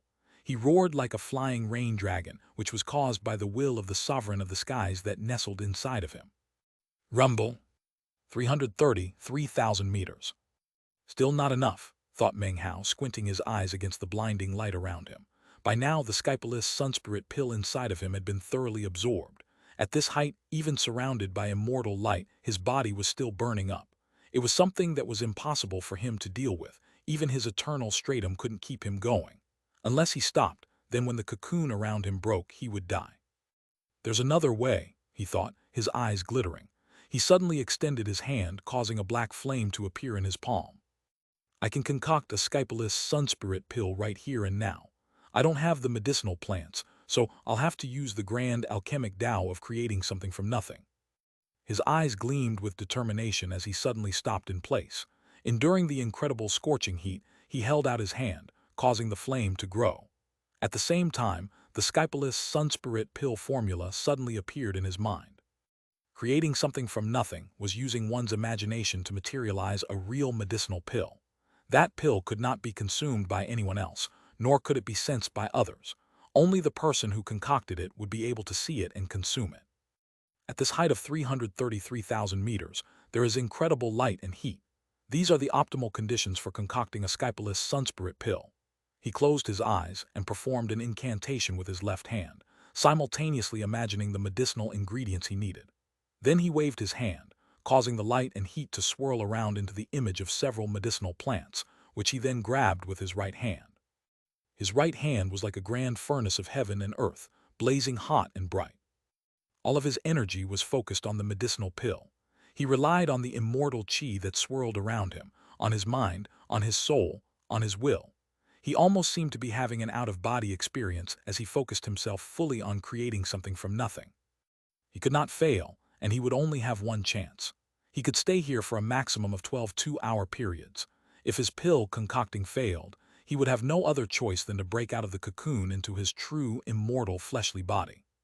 But that was an outcome he couldn't accept. He knew that if he could get even higher, his fleshly body breakthrough would be even more incredible. This was a chance, a good fortune that he was willing to fight for. At this height, his actions weren't visible to most of the people down below. However, everyone who could see clearly was now staring in shock, unclear as to what exactly he was doing. Only the most powerful experts gradually began to put the pieces together and to speculate as to what was going on. Their speculations led to disbelief. It was a prospect that none of them dared to believe. He's actually concocting pills. I don't see any medicinal plants, and yet he really is concocting pills. I once heard Pill Elder talk about a legendary realm of the Tao of alchemy. They call it creating something from nothing. The Fang clan elders' faces all flickered with shock. The Grand Elder was panting as he looked high up into the sky. His expression was that of terror. Meng Hao had repeatedly and continuously shocked him with his actions and achievements. Meanwhile, in the Tao of Alchemy division, the dozen or so Tier 8 alchemists suddenly stopped concocting pills and slowly looked up, as if they were reacting to the sensation of Meng Hao's alchemy. In the space of a few short breaths, their expressions completely and utterly changed. That aura. That's creating something from nothing. Within the Tao of Alchemy division's inner mountains, on the mountain filled with unicorn immortals, Pill Elder stood there, looking up into the sky. Slowly, a smile spread across his face, a smile that grew wider until he started laughing. The chosen from the various sects were flabbergasted. How could they have ever imagined that Meng Hao was able to concoct pills himself? He was already at a terrifying height, surrounded by shocking heat and light, and yet he actually was still able to concoct pills. These chosen had been groomed by their sects and clans for years, and had seen many things. Some of them suddenly thought of that legendary realm of pill concocting. How is this possible? Thought Li Linger, gaping at Meng Hao with wide eyes. The only thing she could hear was her own heart pounding in her chest. Fan Donger, Jozin, Sun Hai, Taeyangzai, all of them were gaping with wide eyes. Is there anything he can't do? Thought Wang Mu, his heart filling with a sense of profound defeat. Then there was Fang Wei, within whose expression could be seen a touch of blank confusion. Time passed. Soon, the 12 two-hour periods had passed. Meng Hao was trembling and his body was withering. His energy was rapidly fading away. He was now thoroughly immersed in pill concocting. Despite being in the middle of the rise of the East Ascension Sun, in which there were 36 straight days of noon, alchemists were naturally able to measure the passage of time through their body senses. Most importantly, he was already incredibly familiar with the Skypalist Sunspirit pill. He was able to adjust the pill formula based on his environment, so when the 13th two-hour period arrived, scintillating light exploded out from the palm of his hand into the darkness that surrounded him. The only thing that any observer could see was that resplendent light. However, what Meng Hao saw was a medicinal pill resting in the palm of his hand. It was a Skypalist Sunspirit pill created from nothing. In these extreme conditions, he had used the technique of creating something from nothing to concoct a medicinal pill. The result was that he appeared to be on the verge of collapse. Although this was not his first time creating something from nothing, it was the most exhausting. In fact, he had the feeling that if he attempted to duplicate this attempt, he would fail. The creation of the medicinal pill marked his absolute limit. He looked at the pill laying there on the palm of his hand, radiating light like some magnificent treasure of heaven and earth. Without the slightest bit of hesitation, he took the Skypalist Sunspirit pill that no one else could see and placed it into his mouth. As soon as the medicinal pill entered his mouth, it exploded, transforming into a brilliant sun inside of him that generated boundless light and heat. It transformed into life force that in turn caused the immortal light around him to become even more shocking. He succeeded. One by one, the Tier 8 alchemists in the Tao of Alchemy division rose to their feet. Pill Elder's laughter once again echoed out from the inner mountains. In the ancestral mansion, the Grand Elder's face was a mass of disbelief. The other elders in the area were silent for a moment before their eyes also began to radiate a strange light. There was little need to mention the other chosen, who had long since been indescribably shaken by Meng Hao. This time, Meng Hao was rising to prominence under his own name. He was truly stepping into the cultivation world of the Ninth Mountain and Sea. Bolstered by the power of the medicinal pill, Meng Hao looked up, and his eyes burned with decisiveness. "True immortal fleshly body," he said. His body rumbled and blinding light shot out of him as he climbed higher into the sky. Days passed as he went higher and higher and higher. 348,000 meters, 354,000 meters, 360,000 meters, 369,000 meters, 378,000 meters, 387,000 meters. When he reached that shocking height, the immortal light around him exploded out in all directions, enveloping the entire area. It was also in that moment that Meng Hao's fleshly body broke through the bottleneck. A distinct shattering sound could be heard that rapidly transformed into a boom like rolling thunder. At the same time, he completely absorbed all of the immortal chi and immortal light, and his body suddenly surged with earth-shattering power. The swirling immortal chi transformed his body into something like a precious treasure. Every bit of his flesh and blood was like a true, immortal magical item. His bones became strong to an astonishing degree, and his chi passageways opened wide, allowing terrifying power to flow through them. His hair grew long, and his body became slightly taller and more slender. His face was strikingly elegant, and his aura was enough to strike fear into the hearts of all immortals. His entire body was like a precious gem that hovered there high in the sky, causing everyone who could see him to be completely shaken. True immortal fleshly body. True saint. Chapter 940, The End of the Sky. A true immortal fleshly body meant that he was a true saint. This in turn meant that Meng Hao's body was now powerful to a terrifying level. He had been baptized in immortal light, which had then coalesced inside of him, creating an immortal body. Meng Hao clenched his fists. He could tell that if he ran into a so-called peak immortal realm cultivator, one punch would easily be able to rock such a person. He could sense his might. It felt as if he had completely changed on a fundamental level. The terrifyingly powerful light and heat from before now seemed vastly weaker. This is the power of a true immortal fleshly body. He looked up higher into the sky, and his pupils glimmered with fire. Now it's time to find out how high the heavens really are. Rumbling could be heard as he climbed relentlessly up into the sky. Even at this height of 387,000 meters, the light and heat were no longer something that Meng Hao felt incapable of enduring. He rose up from planet East Victory in a piercing beam of light. Meng Hao was now so far up that few down below could see him. The only thing most people could see was a long streak of prismatic light that seemed to be on the verge of rattling the heavens and the starry sky, rising higher and higher. Meng Hao was surrounded by flames as he soared higher at top speed. If you were close up, you wouldn't be able to see them, but from down on the ground, the clan members could see them clearly. Meng Hao seemed to exist inside a scorching sea of flames, within which he could live eternally. The chosen up in midair were shaken. To them, Meng Hao seemed as if he were a mighty mountain. Subconsciously, they all simultaneously reached a similar conclusion.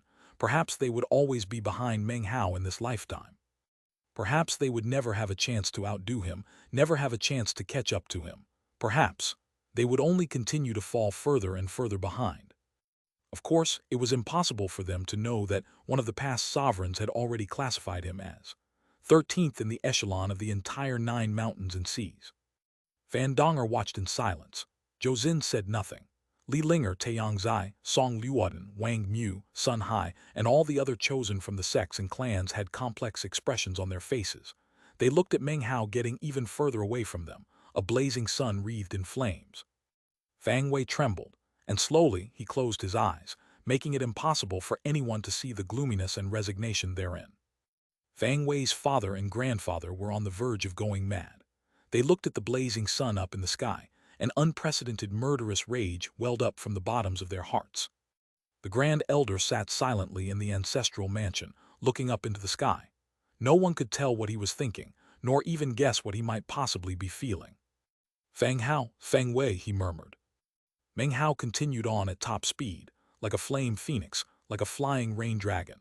The flying rain dragon core inside of him was now rapidly dissolving, and bits of the legacy's knowledge appeared in his mind. However, Meng Hao didn't pay any attention to that. The only thing he was thinking about was finding out how high the heavens were. His expression was that of resolute will.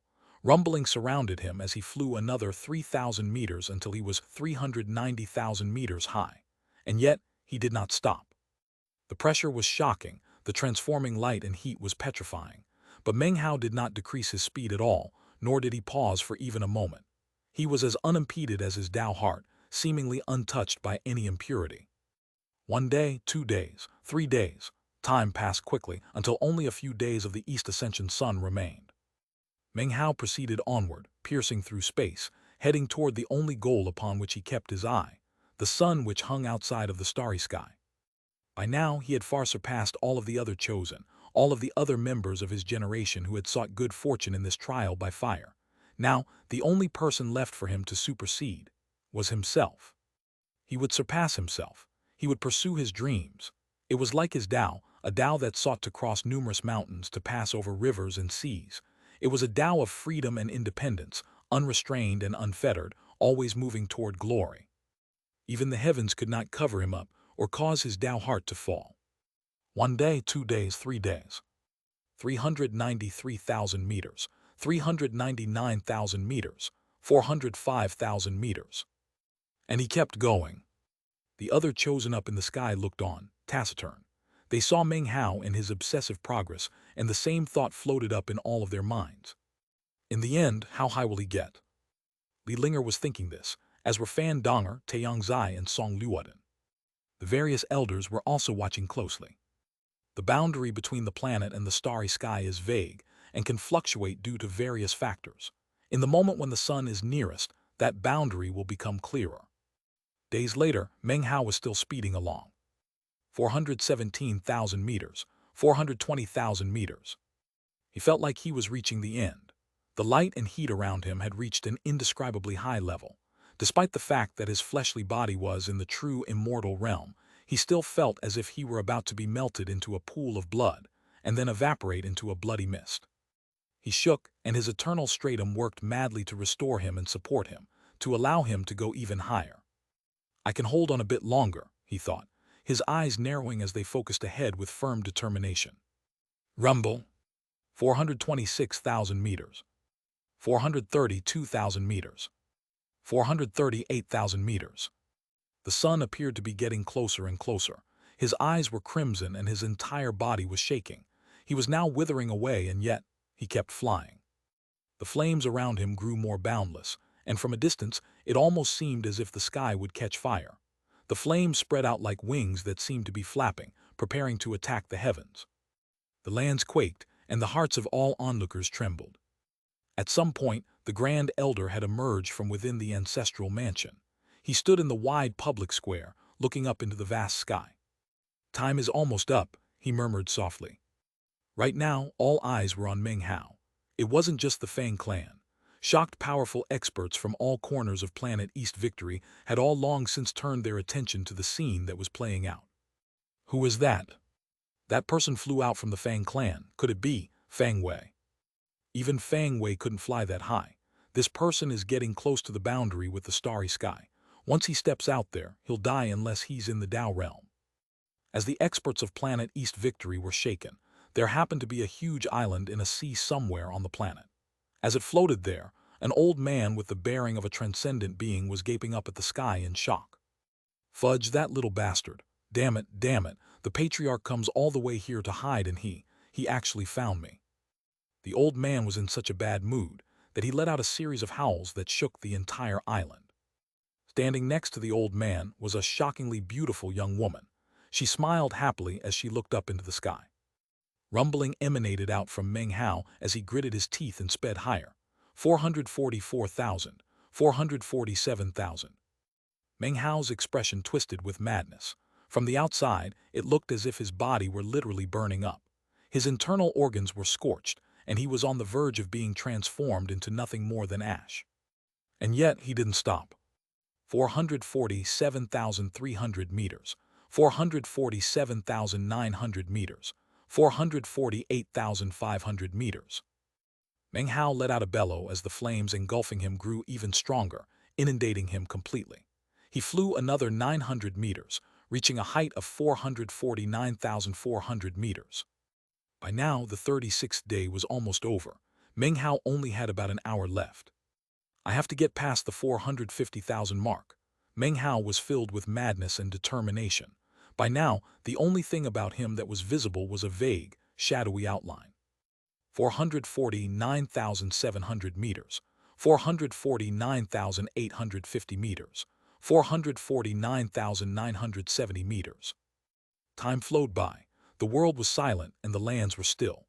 Everyone's attention was fixed on Meng Hao, as he arrived at a height of 449,990 meters. It was now only 10 meters away from the 450,000 meter mark. Furthermore, there were only 15 breaths of time until the rise of the East Ascension sun ended. Those final 10 meters seemed so close, and yet they were the boundary between the planet and the starry sky.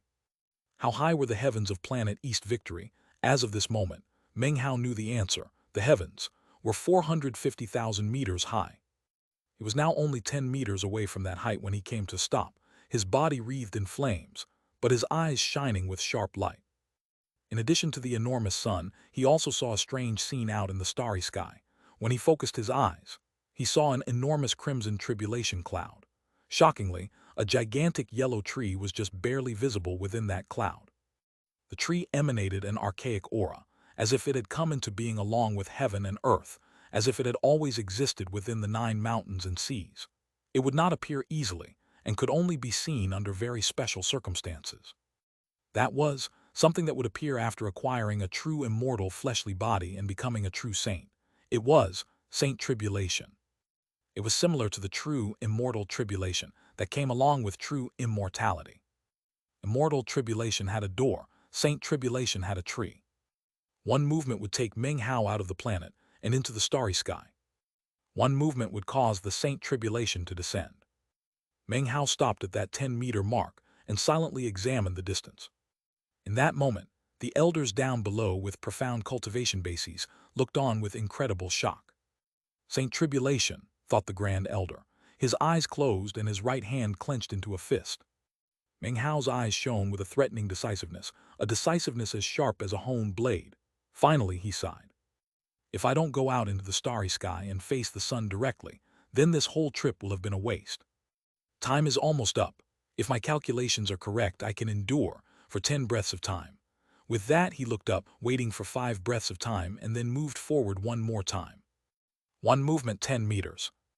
In the instant that Meng Hao moved forward, all of the observing cultivators on planet East Victory were shocked and cried out in surprise. Chapter 941, 10 breaths of time with the sun. That final movement took him 10 meters. And now, there were only 10 breaths of time until the rise of the East Ascension sun was over. That final movement put Meng Hao at a height of over 450,000 meters. He had now stepped out of planet East Victory and into the starry sky. In that instant, he felt an indescribable wave of light and heat bearing down on him. It seemed capable of melting him to nothing in an instant. At the same time, he also saw the yellow tree and the tribulation cloud suddenly begin to shoot toward him. All of these things literally happened in the blink of an eye. In the moment that he made that final move out into the starry sky, his Dharma idol materialized behind him, and it wasn't 15,000 meters tall anymore, but rather 21,000 meters. 21,000 meters was comparable to Stage 7 Immortal, or an immortal with 70 open meridians. To most ordinary cultivators, a Stage 7 Immortal would be considered the peak of the immortal realm. The reason Meng Hao had a Dharma idol 21,000 meters tall was not because he had 70 immortal meridians. No, he still only had one. However, he was hovering on the verge of a breakthrough. Now that he had a true immortal fleshly body, his aura had been stimulated significantly, which caused the immortal meridian to be further solidified. However, even though it wasn't complete, it was enough that Meng Hao was now able to use the most powerful divine ability he had been enlightened regarding, the Paragon Bridge. He had begun to contemplate enlightenment of this divine ability in the ruins of immortality, the Paragon Bridge. Many people had seen the manifestation of the divine ability, so if he used it now, his identity as Fang Mu would be revealed. However, he had prepared beforehand, so when he unleashed the Paragon Bridge, it did not look like a bridge but rather a huge tree. The huge, ancient tree that appeared around Meng Hao was in fact the Paragon Bridge. As it materialized, it exploded with a supreme level of energy. That burst of energy dispelled the light and the heat, and then rumbled toward the tribulation cloud. When it struck the cloud, Meng Hao's entire cultivation base surged, pouring all of its power into the tree-formed Paragon Bridge as it went all out in attack. BO1MM. A huge explosion resulted when the two massive trees collided. The tribulation cloud's tree trembled and then, unexpectedly collapsed, layer after layer, eventually shattering into fragments. Simultaneously, the Paragon Bridge shook and then faded away. The Paragon Bridge was powerful, but Meng Hao's cultivation base currently wasn't powerful enough to be able to use it to full effect. However, by going all out with every bit of power he could, even to the point of adding in the power of his life force and soul, he destroyed the tribulation cloud completely. Meng Hao trembled and coughed up a mouthful of blood. It was a completely and utterly shocking event to witness. Never before had anyone fought back against immortal tribulation by destroying it completely. Furthermore, the boundless power of the Paragon Bridge was incredibly domineering. As the tribulation tree shattered and the tribulation cloud dispersed, bursts of immortal chi shot toward Meng Hao. They entered his body through his pores, filling him, transforming his body so that as of this moment, he truly and utterly possessed an immortal body. He was now a true saint. Immortal chi poured into him with unbridled frenzy, giving him the qualification to be in the starry sky and look at the sun. Even though it was the barest of possible qualifications, snatching himself out of the mouth of death for a few brief moments, to Meng Hao, it was still enough. Using the nourishment of the immortal chi, he hovered there calmly in space, ignoring the tribulation cloud and its tree, resisting the heat and the light. All of what he had done was for these 10 breaths worth of time. He stared at the huge sun, bolstered by the immortal chi and sustained by his true immortal fleshly body. Even still, only someone in the Tao realm could possibly stand up to the terrifying power of the sun. Therefore, he began to melt. After only 3 breaths of time, his legs were completely melted. After 6 breaths of time, his arms and body were gone. However, his eyes remained, staring fixedly at the sun. Enlightenment flickered in his mind. Natural law, a Taoist magic, poured into his thoughts. He quickly absorbed it and at the same time completely maintained his composure. This was not a disregard toward death. No, Meng Hao knew that he wouldn't die. After 7 breaths of time, his body was a blur. By 8 breaths of time, only one eye remained unmelted. By 9 breaths of time, his head had collapsed. In the moment of death, he only had one eye left, which continued to stare fixedly at the sun. He was not the least bit alarmed. Everything that had occurred since he stepped out into the starry sky was exactly as he had anticipated ahead of time. Nothing unexpected had occurred. At last, the final breath of time arrived. In the moment in which Meng Hao's consciousness was about to fade away, the huge sun began to fade. At the same time, Meng Hao could see a profound natural law. A huge shadow suddenly appeared in front of the sun, completely eclipsing it. The shadow obscured the sun, causing everything in the starry sky to go pitch black. The light and heat faded away without a trace. The deadly, scorching heat that surrounded Meng Hao was gone. His eternal stratum immediately began to restore him, and in the space of a few breaths, his body once again appeared in the starry sky. He looked up, his expression the same as it had been the entire time, calm and unruffled. He looked out into the darkness of the starry sky, and although he saw nothing, he could sense the sun's presence. "The 9th mountain just eclipsed the sun," he murmured. In his mind, he recalled the scene of the sun being covered up, and the natural law of the sun that he had been contemplating during those 10 breaths of time. Finally, he closed his eyes, gathered together the fragmented images of what had just occurred, and then settled himself cross-legged. In that same moment, numerous figures suddenly flew up from planet East Victory. Fang Zai's father was among a group of over 100 individuals, each and every one of whom was a powerful expert from the direct bloodline. Their expressions were that of excitement, and as they neared Meng Hao, they realized what he was doing and they were shocked. He's contemplating enlightenment. Only Tao realm experts can face the sun in the starry sky, but this kid was able to do it, even with his cultivation base. It was only 10 breaths worth of time, but to him, such good fortune is astonishing. We can't let anyone disturb him. The direct bloodline elders immediately took positions around Meng Hao to act as Dharma protectors. Soon, other direct bloodline members approached in excitement and also took positions as Dharma protectors. Amidst rumbling, planet East Victory resumed its previously halted rotation. The light of the sun faded away, and night fell. The rising of the East Ascension sun was over, and the opportunity for good fortune had ended. Fandonger and the other chosen left planet East Victory with varied emotions. However, as they flew out toward the starry sky, each and every one took a long and hard look at Meng Hao. Zhou Xin, Song Luo, and Wang Mu, Taiyangzai, Sun Hai, Li Linger, all of them were the same. As they passed by, they saw the direct bloodline members surrounding Meng Hao, and all of them murmured a sentence or two to themselves. Zhou Xin looked at Meng Hao and quietly said, "I'm going to go back, head into secluded meditation, and not come out until I've reached true immortality." "Unless something unexpected happens," Li Linger said, glaring angrily at Meng Hao, "I'll reach true immortality within 100 days. With that, she turned and sped off in her flying shuttle. "Fang Hao," Fandonger said through grated teeth, "based on all of the preparations we've made, each and every one of us will directly rise to the peak of the immortal realm and open 90 or more immortal meridians." "I hope you keep working hard," Wang Mu said, clenching his fists at his side. "Otherwise, when you step into true immortality, you'll leave me plenty of opportunity to exceed you." They left, and the focus of the Fang clan became Fang Hao. To most people, he had now superseded Fang Wei to become the #1 chosen of his generation. Fang Wei remained silent as he returned to a location deep in the ancestral mansion with his father and grandfather. He refused to admit defeat and went down to his subterranean chamber, where his eyes glinted with determination as he looked back at his father and grandfather. "I'm going to cultivate the one-breath Yellow Springs incantation," he declared. When his father heard this, his expression flickered. "Absolutely not," his father replied angrily. "It's one of the 4 great signature magics of the Fang clan, but it's not complete. It's far, far more dangerous than the one-thought reincarnation incantation. You have the mark of the 6th patriarch on you, and will be in charge of the Fang clan in the future. You can't lose control of your Dao heart because of one measly defeat."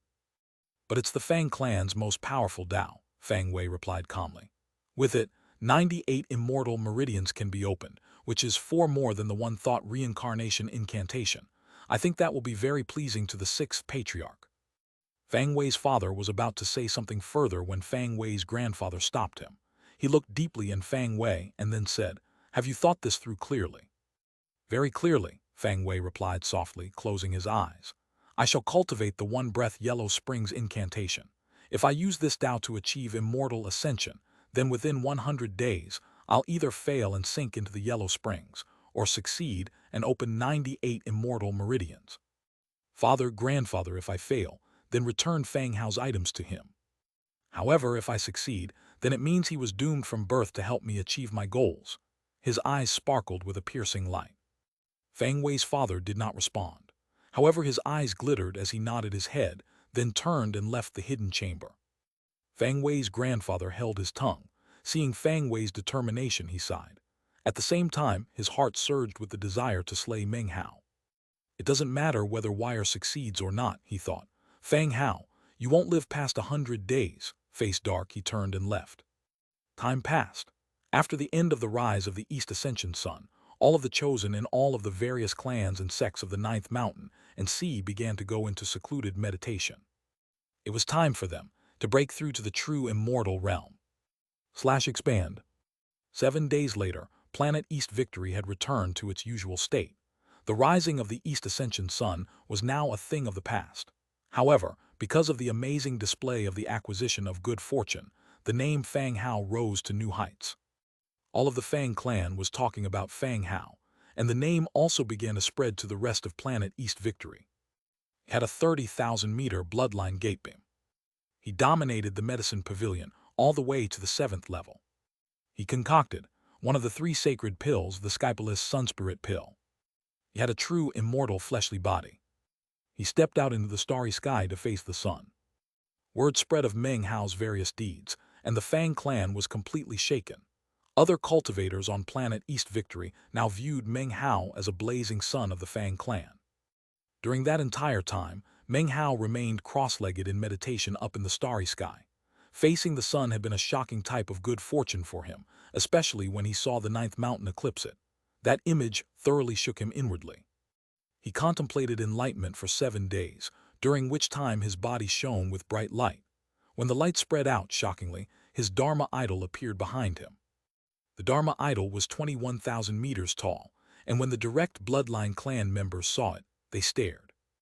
That was because almost as soon as it appeared, the Dharma idol started to grow. At the same time, Meng Hao's immortal meridian grew even more solid. Apparently, this period of enlightenment was pushing Meng Hao even closer to true immortality. Time passed, 3 more days. Meng Hao's entire body radiated brilliant light, and his Dharma idol was no longer 21,000 meters tall, but rather 22,500 meters. Such height was equivalent to an immortal realm cultivator with 75 open meridians, and immediately lifted the spirits of the direct bloodline clan members. 5 more days passed. Meng Hao had now been contemplating enlightenment for half a month. At that point, more light exploded out from him, and his Dharma idol grew from 22,500 meters to 24,000 meters. A Dharma idol-like that could shake heaven and earth, and cause the direct bloodline clan members to stare in excitement. Meng Hao was now equivalent to an immortal realm cultivator with 80 open meridians. That was a level of the immortal realm achievable only by inner sect disciples of certain sects. He still hasn't even become a true immortal, and he's already comparable to those inner sect disciples. All of you look closely. Hayar's Dharma idol has no immortality illumination vine on it. The direct bloodline clan members' hearts trembled as they peered at Meng Hao, and then voiced expressions of disbelief. He's not using an immortality illumination vine. Could it be? Could it be that he's walking his own path to true immortality? Walking one's own path to immortality is incredibly difficult. But look, his Dharma idol is already 24,000 meters tall. The direct bloodline is destined to rise again. It was at this point that Meng Hao slowly regained his senses and opened his eyes. Within his mind flashed images of everything he had learned from the sun regarding natural law. In that moment, they suddenly fused together into a divine ability. His enlightenment of the sun, and the sight of the 9th mountain eclipsing it, allowed him to create yet another divine ability, his third. He slowly lifted his hand, within which appeared a spark of light. The light became a sphere, which then sucked in all the heat in the area, causing Meng Hao's appearance to ripple and distort. seeing that Meng Hao was awakening, initially caused the direct bloodline members to get very excited. However, their faces quickly fell and they backed away. They had just noticed that their entire bodies had become icy cold in a very short period of time, as if all the heat was being sucked out of them. Even more shocking was that the entirety of planet East Victory was apparently affected. Countless streams of heat rose up from the ground, from all living beings on the planet. The amorphous heat caused everything to distort as it shot toward Meng Hao. His expression was calm as he observed the scene. From the look in his eyes, it seemed that he was still sunk in contemplation. The sphere of light in his hand continued to suck in the heat, faster and faster. In the end, he raised his hand, and the sphere reached a size of 30 meters. Within the sphere circulated brilliant light that emitted a shocking aura. The aura seemed to increase in strength as it absorbed heat, until it even began to absorb light. The sphere grew larger, and its aura grew more intense. All of the light and heat around Meng Hao was being absorbed, leaving everything ice-cold. Down below on planet East Victory, the effects were even more noticeable. Gradually, the temperature on the entire planet began to drop. Not only that, everything started to get darker. Powerful experts all over planet East Victory noticed and instantly sent divine sense out to investigate the cause. Soon, they saw Meng Hao and the enormous sphere of light above him, now several hundred meters wide. It looked like a small sun, and anyone who saw it was left feeling shocked. The aura it contained was mad and brutal, and truly made any onlookers feel as if they were looking at the sun. After enough time passed for an incense stick to burn, planet East Victory's temperature dropped further, and it got even darker. The globe of light was now over 3,000 meters wide, and caused anyone who looked at it to feel a sense of impending crisis. If the energy inside the globe were to explode out, it would leave even experts of the ancient realm astonished and pale-faced. Most shocking of all, it appeared that if Meng Hao were given enough time, the sphere would continue to grow without limit. This caused many powerful experts on planet East Victory to be filled with a sensation of vigilance. There were even streams of divine sense that converged on the Fang clan ancestral mansion. The direct bloodline clan members in Meng Hao's vicinity immediately began to urgently transmit messages with divine will. Meng Hao, hey, wake up. Meng Hao trembled as the surrounding clan members called out. His eyes gradually began to grow clear and bright as he regained his senses. At first he looked confused, but then he raised his head up to look at the 3,000-meter sphere of light up above. Meng Hao ceased that magical technique, barked Feng Zai's father. A sense of crisis gradually rose up in Meng Hao from the streams of divine sense, and also from the fact that he realized that he was about to lose full control of the globe of light.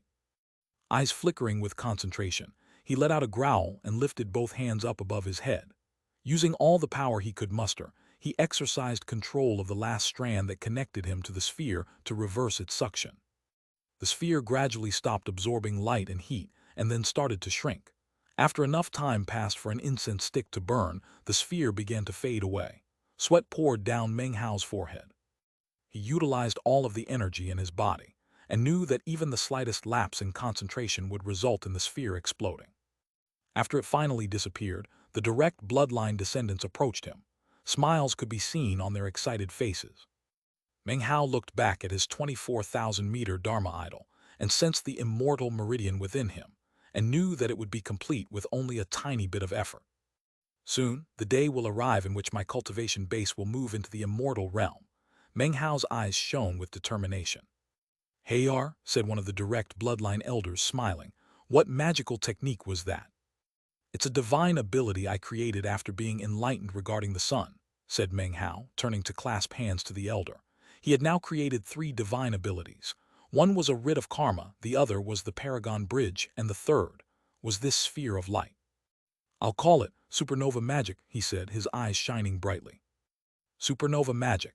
Hey, this divine ability of yours is powerful. It's able to absorb a virtually limitless amount of heat and light and create a copy of the sun, and depending on how much it absorbed, the force of its explosion would be inestimable. The elder gazed deeply at Meng Hao. However, it has a fatal flaw. It would be easy to interrupt you while you use it. Furthermore, it takes too long to prepare. It only reached 3,000 meters in the time it takes an incense stick to burn. To reach 30,000 would take several hours. In addition, I could tell that you were not in complete control of it. If it had grown any larger, you would likely have lost control completely. You need to analyze this magic thoroughly before you use it again. It only took a few sentences for the old man to analyze the magic's strengths and weaknesses. Meng Hao nodded, then clasped hands and bowed deeply to all of the direct bloodline clan members who had stood as Dharma protectors for him. He felt very grateful toward them, and the sensation of being their blood relative grew even stronger. Soon, the group of them turned into prismatic beams of light that shot back toward the surface of planet East Victory. As they neared, Meng Hao saw numerous clan members flying out of the ancestral mansion, their faces filled with respect. "Greetings, Prince Hao." This term of address caused Meng Hao to stare in shock. After blinking a few times, a warm smile appeared on his face, and he offered formal greetings to all the direct bloodline clan members. Then he made to return to his immortal's cave. It was in that moment of departure that the elder who had pointed out the flaws in his divine ability moments ago transmitted a message with divine will. "Be careful of Fang Zixuan." Meng Hao's expression was the same as ever. He knew that Fang Zixuan was Fang Wei's father, so he nodded in response and then left. After returning to his residence, he sat down cross-legged to meditate. After some probing, he came to the conclusion that his immortal meridian was now more than 99% complete. Just a bit more, he thought. In less than 100 days it will be perfectly complete, and then, his eyes glittered with cold light, I will become a true immortal. As far as my supernova magic is concerned, it has some flaws. However, once my cultivation base gets high enough, I can fix them, and then I'll have another trump card to use in battle. He lifted his hand, and a sphere of light appeared in his palm. As it grew larger, the Fang clan suddenly got colder. Meng Hao did nothing at first, allowing it to grow larger for a certain period of time. Then he cut off the absorbing power. I gained a lot during this rising of the East Ascension Sun. My Dharma idol grew to 24,000 meters, and I gained enlightenment of the sun. Plus, my fleshly body finally had a breakthrough and reached true immortality. I wonder how strong I'll be when my cultivation base has the same breakthrough. Meng Hao's expression flickered with anticipation. Chapter 942, Third Divine Ability. /expand. Several days later, Meng Hao emerged within the clan. All the clan members who he ran into looked at him with extreme respect, and the fervor with which people had previously treated Fang Wei was now shown toward Meng Hao. As for Fang Wei, he had apparently disappeared and was nowhere to be found. Fang Zai made some inquiries and finally got a smattering of information that he immediately passed on to Meng Hao. When Meng Hao heard that Fang Wei was in secluded meditation in an attempt to break through to true immortality, his eyes flickered coldly. A writ of karma will lock down the nirvana fruits inside of him that belong to me. My good fortune with the sun was a huge blow to his self-confidence and surely cracked his Tao heart. And yet, he stood up tall after all of that. He thought about their interchange high up in the sky for a moment and sighed. Meng Hao was displeased with Fang Wei, but all told, he was not guilty of any terrible crimes. In fact, Meng Hao knew that if he looked at things from Fang Wei's perspective, Fang Wei hadn't done anything wrong. The ones who are wrong are certain other people in this clan, he mused. As he thought back to everything that had happened since he had returned to the clan, he was struck with the increasing sensation that there was some vast conspiracy afoot. It was a mystery involving Fang Wei and also had something to do with the Grand Elder, perhaps even a patriarch. That was why the Grand Elder had been acting so strange. That was why everyone maintained silence regarding Fang Wei. Apparently, a patriarch had appointed Fang Wei to a position of authority years ago, although Meng Hao wasn't completely sure of the truth behind it all. It was as if the entire matter was taboo. No one dared to speak of it. Do you understand? That was what Pill Elder had said to him on the mountain peak. 1. Pill Elder talked to Meng Hao in chapter 926. Was he warning me that there was something wrong with the nirvana fruits the Grand Elder gave me, or was he hinting at something else? Meng Hao frowned. After considering that matter for a bit longer, he began to duplicate some spirit extract, which he placed onto the nirvana fruit. Meng Hao had already decided that once he fully restored the nirvana fruit, he would definitely absorb it. He had the feeling that the benefits it would provide him would be immense, and would help him begin to unravel the enigma of the Fang clan. That feeling stemmed from his confidence in his ability to analyze and judge matters, as well as his keen intuition. Nobody has ever been able to absorb the first-generation patriarch's nirvana fruits. I wonder what miracles will result if I succeed. After a while, he stopped considering the matter and calmed his mind. 7 days later, Meng Hao looked worriedly at the copper mirror, which had rapidly consumed all of his hard-earned spirit stones in exchange for batch after batch of spirit extract. That spirit extract had then been greedily absorbed by the nirvana fruit. As he nourished the nirvana fruit with the spirit extract, it seemed to be gradually awakening, as if it were almost completely restored. As the copper mirror consumed all of the spirit stones he had acquired from concocting the Skypalist Sunspirit pill, as well as what he had gotten from Sun High, stabs of pain filled Meng Hao's heart.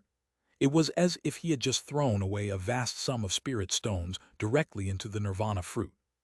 Each one of those spirit stones was enough to break Meng Hao's heart. Making money is so hard, so how come spending it is so easy, he thought with a sigh. Even the entire Fang clan would be incapable of producing so much spirit extract. After all, the medicinal plants he had used to make it were the ones he had acquired in the ruins of immortality, plants which were rare and, in fact, virtually extinct in the outside world. As such, this spirit extract was essentially priceless. Not even the Fang clan as a whole would be able to afford to restore this nirvana fruit. Only Meng Hao, with his copper mirror, could manage it. Damn it, he thought, gritting his teeth and then letting out a long sigh. I need to think of yet another plan to make some more spirit stones. He sat there with furrowed brow for a long time before finally clenching his jaw. Those sacred pills are not easy to concoct. They will be my last resort. I still haven't finished the 7th level of the medicine pavilion. I should take advantage of the fact that I'm so famous in the Fang clan right now. Maybe I can strike it rich in one fell swoop. Having made up his mind, he called Fang Zai over, and the two of them spent some time discussing the matter. Finally, Fang Zai left in excitement to enact the plan. It only took a few days for word to spread through the clan like stormwinds. Did you hear? Tomorrow, Prince Hao is going to the Tao of Alchemy Division to challenge the Medicine Pavilion. Last time he went to the Medicine Pavilion, he completed every level perfectly. It caused a huge sensation in the Tao of Alchemy Division. From ancient times until now, it's been easier to find a phoenix feather or a killing horn than to find someone who can make it through the 9th level of the Tao of Alchemy's Medicine Pavilion. Each and every one is a grandmaster of the Tao of Alchemy. I heard that Prince Hao's goal is just that, to make it through the 9th level. News about Meng Hao challenging the Medicine Pavilion quickly spread through the clan, and especially through the Tao of Alchemy Division. In the end, it was like great waves rolling across the entire clan. Meng Hao was very pleased with this sort of clan environment and had things all worked out with Fang Zai. Fang Zai would wait outside the Medicine Pavilion area to collect spirit stones. Anyone who didn't pay spirit stones would not be allowed to observe. Before, it would have been difficult for Meng Hao to pull something like that off. However, after the rising of the East Ascension Sun, he was the #1 chosen in the Fang clan, and his every word and deed was the subject of widespread attention. This time, I'm definitely going to make a killing, he thought. The next morning at dawn, he woke early and pushed open the door of his residence. Just when he was about to fly into the air toward the Tao of Alchemy Division, he saw 6 beams of light flying toward him at high speed. They quickly arrived and surrounded him. These 6 people surged with energy. 5 of them were stage 7 immortals, and Meng Hao could sense that the remaining one had a cultivation base as profound as a deep sea. He was a middle-aged man with a grim face who looked Meng Hao over and then said, "The Grand Elder has summoned you, Fang Hao. Come with us." Meng Hao frowned at the 6 men and then coolly replied, "Understood. I'll go over a bit later." With that he strode forward and prepared to fly past the men. When the middle-aged man heard Meng Hao's response, his face tightened with displeasure. "The Grand Elder has summoned you, and you dare to cause a delay. You're coming with us now or else." "Or else what?" said Meng Hao, stopping in place and looking at the man with an enigmatic smile. A vast coldness swirled deep within his pupils. "Arrest him," said the man, staring back at Meng Hao. Immediately, the other 5 stage 7 immortals transformed into beams of light, and their cultivation bases surged. Dharma idols appeared, 21,000-meter illusory giants. Of course, none of these Dharma idols represented the cultivators themselves. All of them were false immortals. They closed in on Meng Hao in the blink of an eye. One of the Dharma idols was an enormous war drum, which emanated a rumbling like that of thunder. 2 of the other Dharma idols were vicious black dragons, which roared as they slashed through the air toward Meng Hao. Of the final 2 Dharma idols, one was a 3-headed 6-armed statue, and the other was an enormous crimson python with a forked tongue and sinister eyes. The 5 men all attacked simultaneously, and it didn't look like they were trying to arrest Meng Hao. Instead, killing intent flickered in their eyes, although it was faint and well concealed. However, Meng Hao had experienced many things during his life, including 2 intense wars on planet South Heaven. He had also slaughtered countless people, so killing intent like this was something he was keenly attuned to. "Want to kill me?" he asked with an icy cold smile. He took a step forward and clenched his right hand into a fist. It shot toward the crimson python at high speed, creating a sonic boom that echoed out in all directions. The air distorted as the power of Meng Hao's true, immortal fleshly body exploded out. As the boom rang through the air, the crimson python shattered, revealing the cultivator behind it, ashen face awash with shock. Before he could retreat, Meng Hao leaped forward and kicked him viciously with his right foot. Cracking sounds could be heard as it slammed into the man's chest, and blood sprayed from his mouth. He tumbled backward. At the same time, the other 4 cultivators closed in, divine abilities and magical techniques raging. Meng Hao's face flickered with iciness.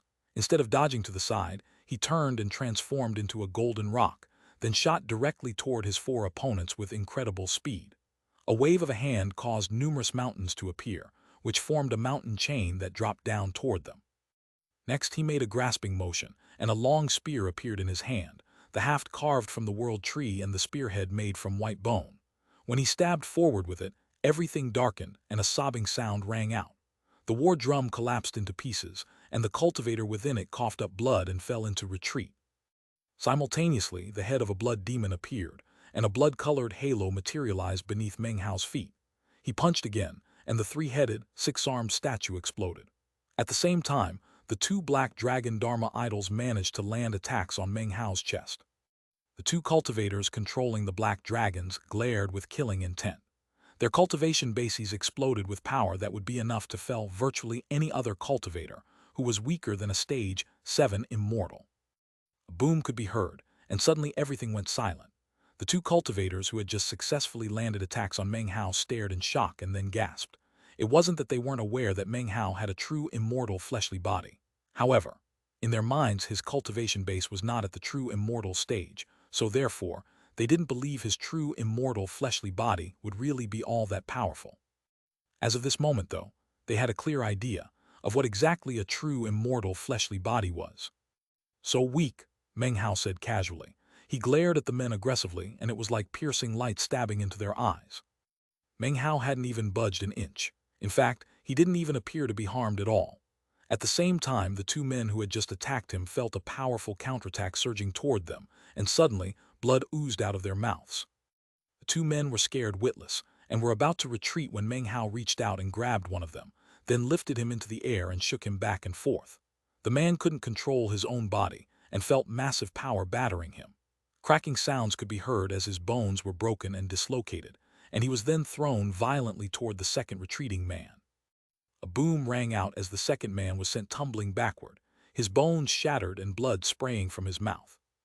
All of this took place in only a few breaths worth of time. 5 stage 7 immortals were seriously injured, and Meng Hao remained standing there. He then turned toward the first middle-aged man, the one with the unfathomable cultivation base. The man's eyes widened. He had never imagined that a true immortal fleshly body would be so shockingly powerful.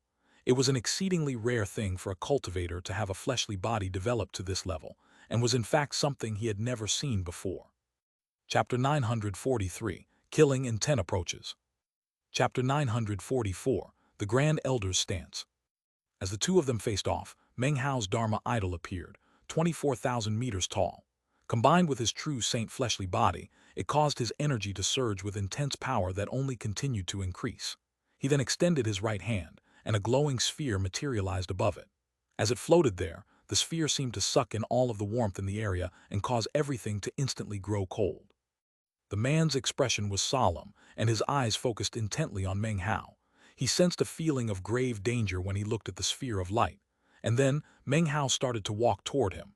It was at this moment that, "Hey, you are come to the main temple," the Grand Elder's archaic voice echoed out around them. Meng Hao said nothing, but his eyes flashed almost indiscernibly. As for the middle-aged man, when he heard the Grand Elder's voice, he gave an inward sigh of relief. At the same time, His eyes emanated a sharp glow, and a murderous will gradually rose up in his heart. That was because he had realized that Meng Hao's Dharma idol was still standing there, and Meng Hao's powerful energy hadn't faded away. It was almost as if he was preparing to refuse the Grand Elder's summons. The man's eyes glittered as he readied himself. He looked at Meng Hao. 10 breaths of time passed, during which Meng Hao's expression never changed. Finally, his Dharma idol vanished and his surging energy dissipated. Everything returned to normal. However, the glowing sphere remained floating there. As he began to walk forward, it drifted up toward the top of his head, sucking in all of the heat and light around it. Meng Hao put the bone-tip spear away, and then completely ignored the middle-aged man as he flew into the air toward the ancestral mansion's main temple. Inwardly, the middle-aged man sighed in regret, and then reined in the killing intent in his gaze. Finally, he followed Meng Hao. As for the other 5 men, they had not received fatal injuries but were still very seriously hurt. They wouldn't be able to fully recover any time soon, so for the moment, all they could do was struggle to their feet and then consume some medicinal pills. After that, they followed along, faces pale. Meng Hao flew the entire way, followed by the 6 men. Quite a few clan members saw him. Many of them had originally intended to go observe his efforts in the Tao of Alchemy Division, and were taken aback when they saw him flying toward the main temple. This was especially the case when they saw the 6 men following him, 5 of whom were seriously injured and had dismal, ashen faces. The clan members who saw this were all shaken inwardly. From the look of things, a violent storm was brewing under the surface of the Fang clan, and was just barely being kept under control. At some point, the sky above the Fang clan had changed from its usual bright, sunny, and endlessly blue appearance. Now, black clouds gathered, and the rumbling of thunder shook the ground. Flashes that resembled silver dragons could occasionally be seen flickering in the clouds. When the Fang clan members saw this, they grew very quiet. They weren't sure exactly what had happened, but they could clearly sense that the air was growing increasingly colder. Meng Hao's expression was calm as he proceeded forward. The sphere of light above his head continued to grow larger. Soon it was 300 meters wide and incredibly shocking in appearance. The 6 Fang clan guardsmen behind him looked on with tingling scalps, completely astonished. No one else understood why the sky had changed color and the air was growing cold, but they knew. It was all caused by the glowing sphere of light above Meng Hao's head. As Meng Hao headed toward the main temple, the sphere of light continued to absorb all the heat and light around him. This is the divine ability he created when he faced the sun, thought the leader of the group of 6 men. His eyes widened, and despite the level of his cultivation base, he still felt fear growing inside of him. It didn't take long before the sphere of light was 600 meters wide. Meng Hao was now outside of the main temple. The first thing he noticed was the Grand Elder sitting there inside. There were also numerous elders sitting in the enormous seats that filled the temple hall. Each one of them wore calm expressions, and none of them spoke, which actually caused the temple hall to be filled with enormous pressure. Sitting near the Grand Elder were Fang Wei's grandfather and father. Both of them looked over icily at Meng Hao. Killing intent flickered deep within Fang Zishan's eyes. Meng Hao's expression was as calm as ever. Without any hesitation, he stepped into the middle of the temple hall. As for the 600-meter sphere of light, Meng Hao left it floating just outside of the temple, where it continued to absorb light and heat. Because of the sphere, Meng Hao's entrance into the temple hall was accompanied by icy coldness. The light even began to fade, and frost began to appear on the ground. The surrounding elders' facial expressions did not change, but they had long since sent their divine sense out to inspect the sphere of light hovering outside the temple. Fang Hao extends greetings to the Grand Elder and other elders, he said, his voice neither haughty nor humble as he clasped hands and bowed deeply. He was clearly following the clan rules down to the letter. The Grand Elder's face was expressionless as he looked at Meng Hao. "Hey R," he said slowly, "you displayed shocking talent during the rise of the East Ascension Sun. You flew up higher than any member of the junior generation of the clan has ever flown throughout our countless years of history. You stepped off of the planet and into the starry sky. You faced the sun for 10 breaths of time, and you received significant good fortune and enlightenment. All of these things make me very happy for you." Although he spoke words of praise and encouragement, his expression was completely emotionless the entire time. Meng Hao stood there silently and scanned the crowd. He remembered the words of that direct bloodline elder who had warned him about Fang Zishan. Half a month had already passed since then, and from what Meng Hao could tell, this summons could not be a good thing for him. That was especially true when he noticed the anxiety within the eyes of the direct bloodline elders who were present in the temple. Furthermore, Fang Zai's father was present and was looking nervously at Meng Hao. "The elders have all proposed that you be rewarded for your actions," the Grand Elder continued, "and after much thought, I have come to the conclusion that I agree. Your reward will come in the form of access to the clan's ancestral land, which was created by the first-generation patriarch. At one time, our ancestral land was part of the ruins of immortality. However, the patriarch cut that part of the ruins away and brought it here." When Meng Hao heard this, his eyes narrowed. He knew that the Fang clan possessed deep resources, but he hadn't been aware that the first-generation patriarch was so strong that he could take away part of the ruins of immortality and bring it back to the clan to serve as an ancestral land. The divine abilities and magical techniques of the Fang clan were not all simply handed down by the first-generation patriarch, the Grand Elder explained. Instead, for generation after generation, members of our clan have entered the ancestral land he left behind. After thoroughly searching it over and over again, the various magics of the Fang clan have slowly been collected together. However, there are still many magical techniques that have yet to be discovered. To find them is a matter of chance and good fortune. Furthermore, for countless years, any Fang clan member who reached the Tao realm and did not perish off-planet chose to be buried in this ancestral land when it came time for them to return to the dust. There, they would leave behind their cultivation magic and other secrets, where they remain, just waiting for a predestined successor to go in and acquire them. As for the first-generation patriarch's 5 great Taoist magics, 4 of them have been located. However, the most powerful of them all, the one thought stellar transformation, has never been found. 1. Yes, the final characters of the name of this magic are the same characters as the novel Stellar Transformations by I Eat Tomatoes. In addition to all that, there are also medicinal plants and pill formulas in the ancestral land. There are even immortal ancient Taoist treasures, all just waiting for their destined person to come along and take them. As the Grand Elder spoke, his cold voice echoed throughout the temple hall. Meng Hao listened to everything, his face as still as stone. Opening the ancestral land requires a significant expenditure of resources. Generally speaking, we only open it once every 1,000 years. However, even though the appointed time has not arrived, we are going to make an exception and open it for you. However, it was at this point that the Grand Elder suddenly paused and looked deeply at Meng Hao for a long moment before continuing. Great danger lurks inside. That danger exists in the form of trials by fire left behind by the first-generation patriarch for his successors. The ancestral land is a bizarre place in which various strange beings can arise. Therefore, to someone like you, the ancestral land might be a place of good fortune, but it can also be extremely dangerous. Although not many people have actually died in the ancestral land over the years, some have. You may consider whether or not you wish to take advantage of this reward. The Grand Elder's final words caused Fang Zixian's and Fang Wei's grandfather's expressions to flicker almost imperceptibly. Without even thinking about it, they glanced over at the Grand Elder. Fang Zixian's brow furrowed. According to their previous agreement with the Grand Elder, when the ancestral land was opened, Meng Hao would be forced to enter it whether he wanted to or not. He was not to be given a choice in the matter. As of this moment, both Fang Zixian and Fang Wei's grandfather couldn't understand why the Grand Elder, who had always supported their bloodline, would, at the very last moment, suddenly give Meng Hao the option of whether or not to enter. As the two of them hesitated, the Grand Elder waved his finger, causing a vortex to appear in midair in the middle of the temple. The vortex spun out, growing to dozens of meters in size. It was filled with swirling mists, within which slowly appeared the image of another world.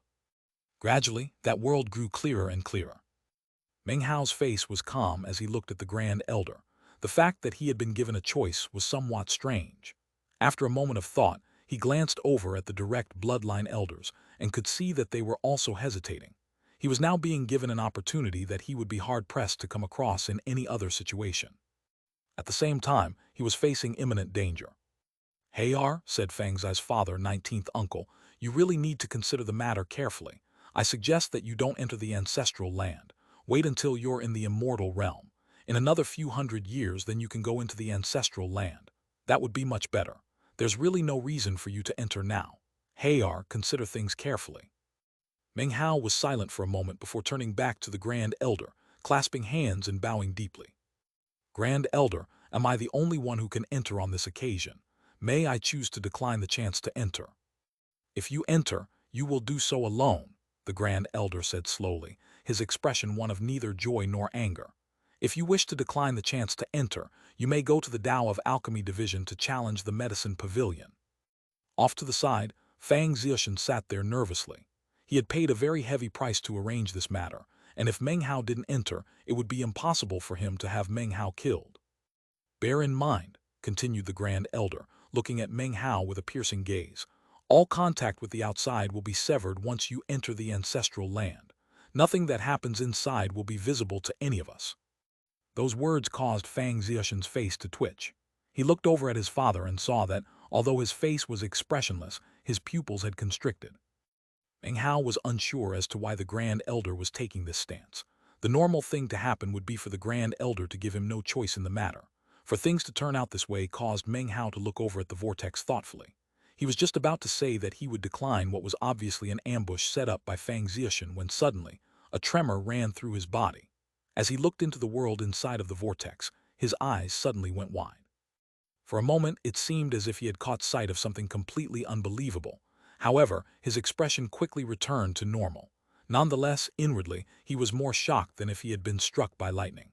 His heart began to pound beyond control. Mouth and throat dry, he immediately said, "I choose to enter the ancestral land." Chapter 945, Meng Hao's Tears. When the elders in the temple who tended to support Fang Wei's bloodline heard Meng Hao's words, they looked over at him expressionlessly. As for the direct bloodline, anxious expressions could be seen on their faces. However, since this was Meng Hao's decision, they did nothing to persuade him to change his mind. After all, the Grand Elder had clearly explained that there would be great danger in the ancestral land. Considering that Meng Hao had chosen to enter even under such circumstances, caused 19th uncle and the direct bloodline elders to be able to sense his level of determination. All they could do was sigh inwardly. The Grand Elder looked deeply at Meng Hao for a moment, his expression revealing nothing about what he was thinking. However, the way he was looking at Meng Hao did seem somewhat strange. Most excited of all was Fang Zixian.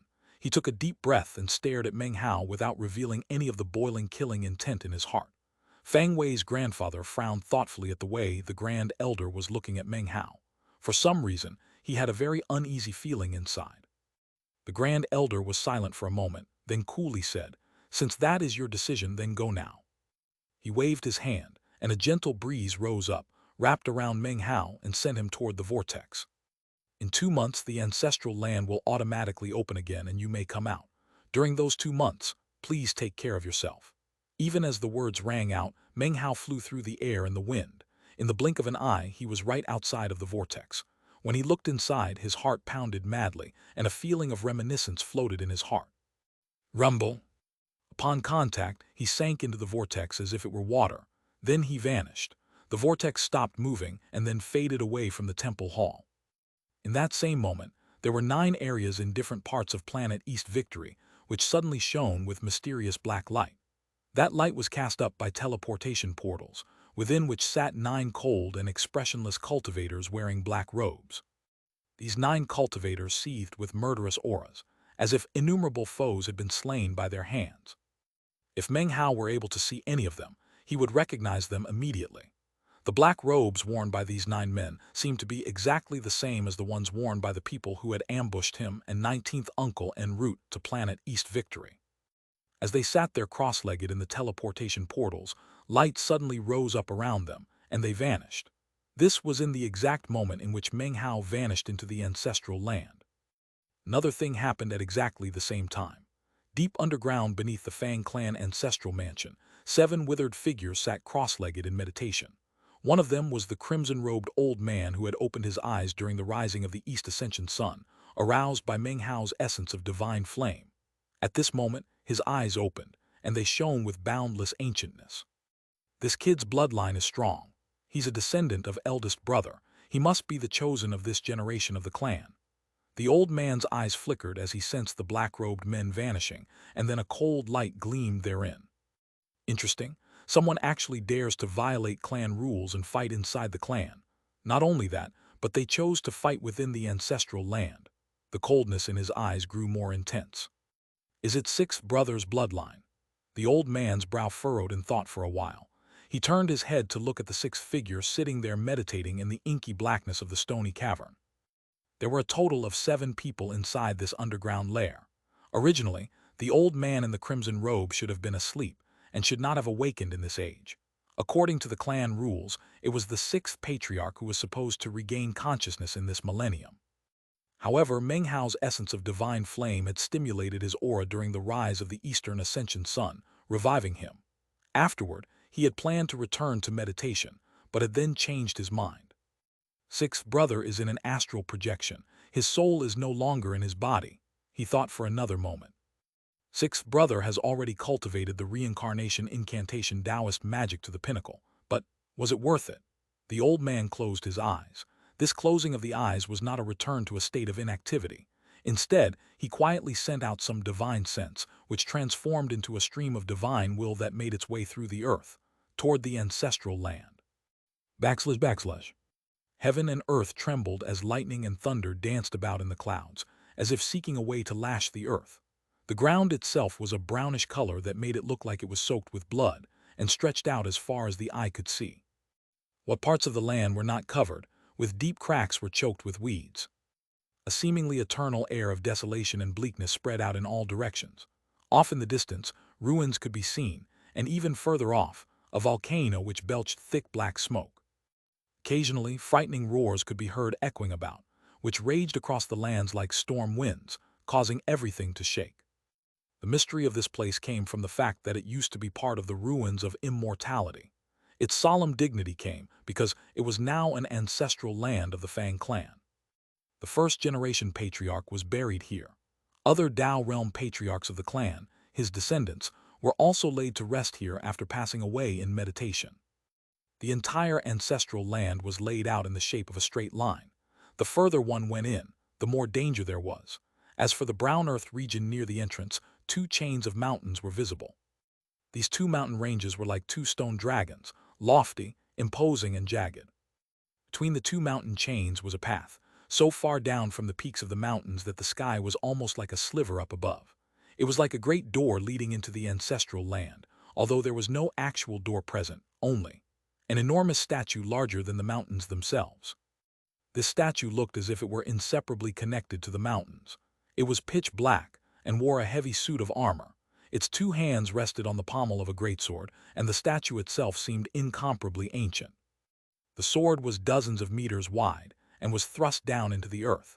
Ancient magical symbols were engraved onto its surface, which seemed simple and almost crude, and yet contained profound meaning that was impossible to decipher. The statue's eyes lacked any expression whatsoever, making the statue itself seem completely lifeless.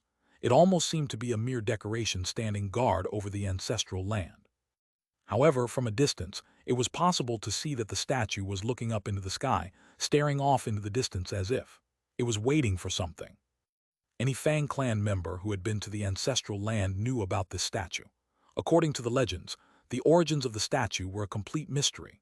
Supposedly, it had flown here from somewhere out in the starry sky, the same year that the Jai clan changed the heavens and took over the 9th mountain and sea. From then on, the statue had remained in this spot, apparently guarding the ancestral land.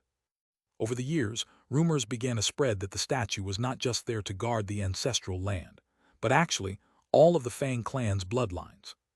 Years and years passed, and eventually the rumors and stories died out.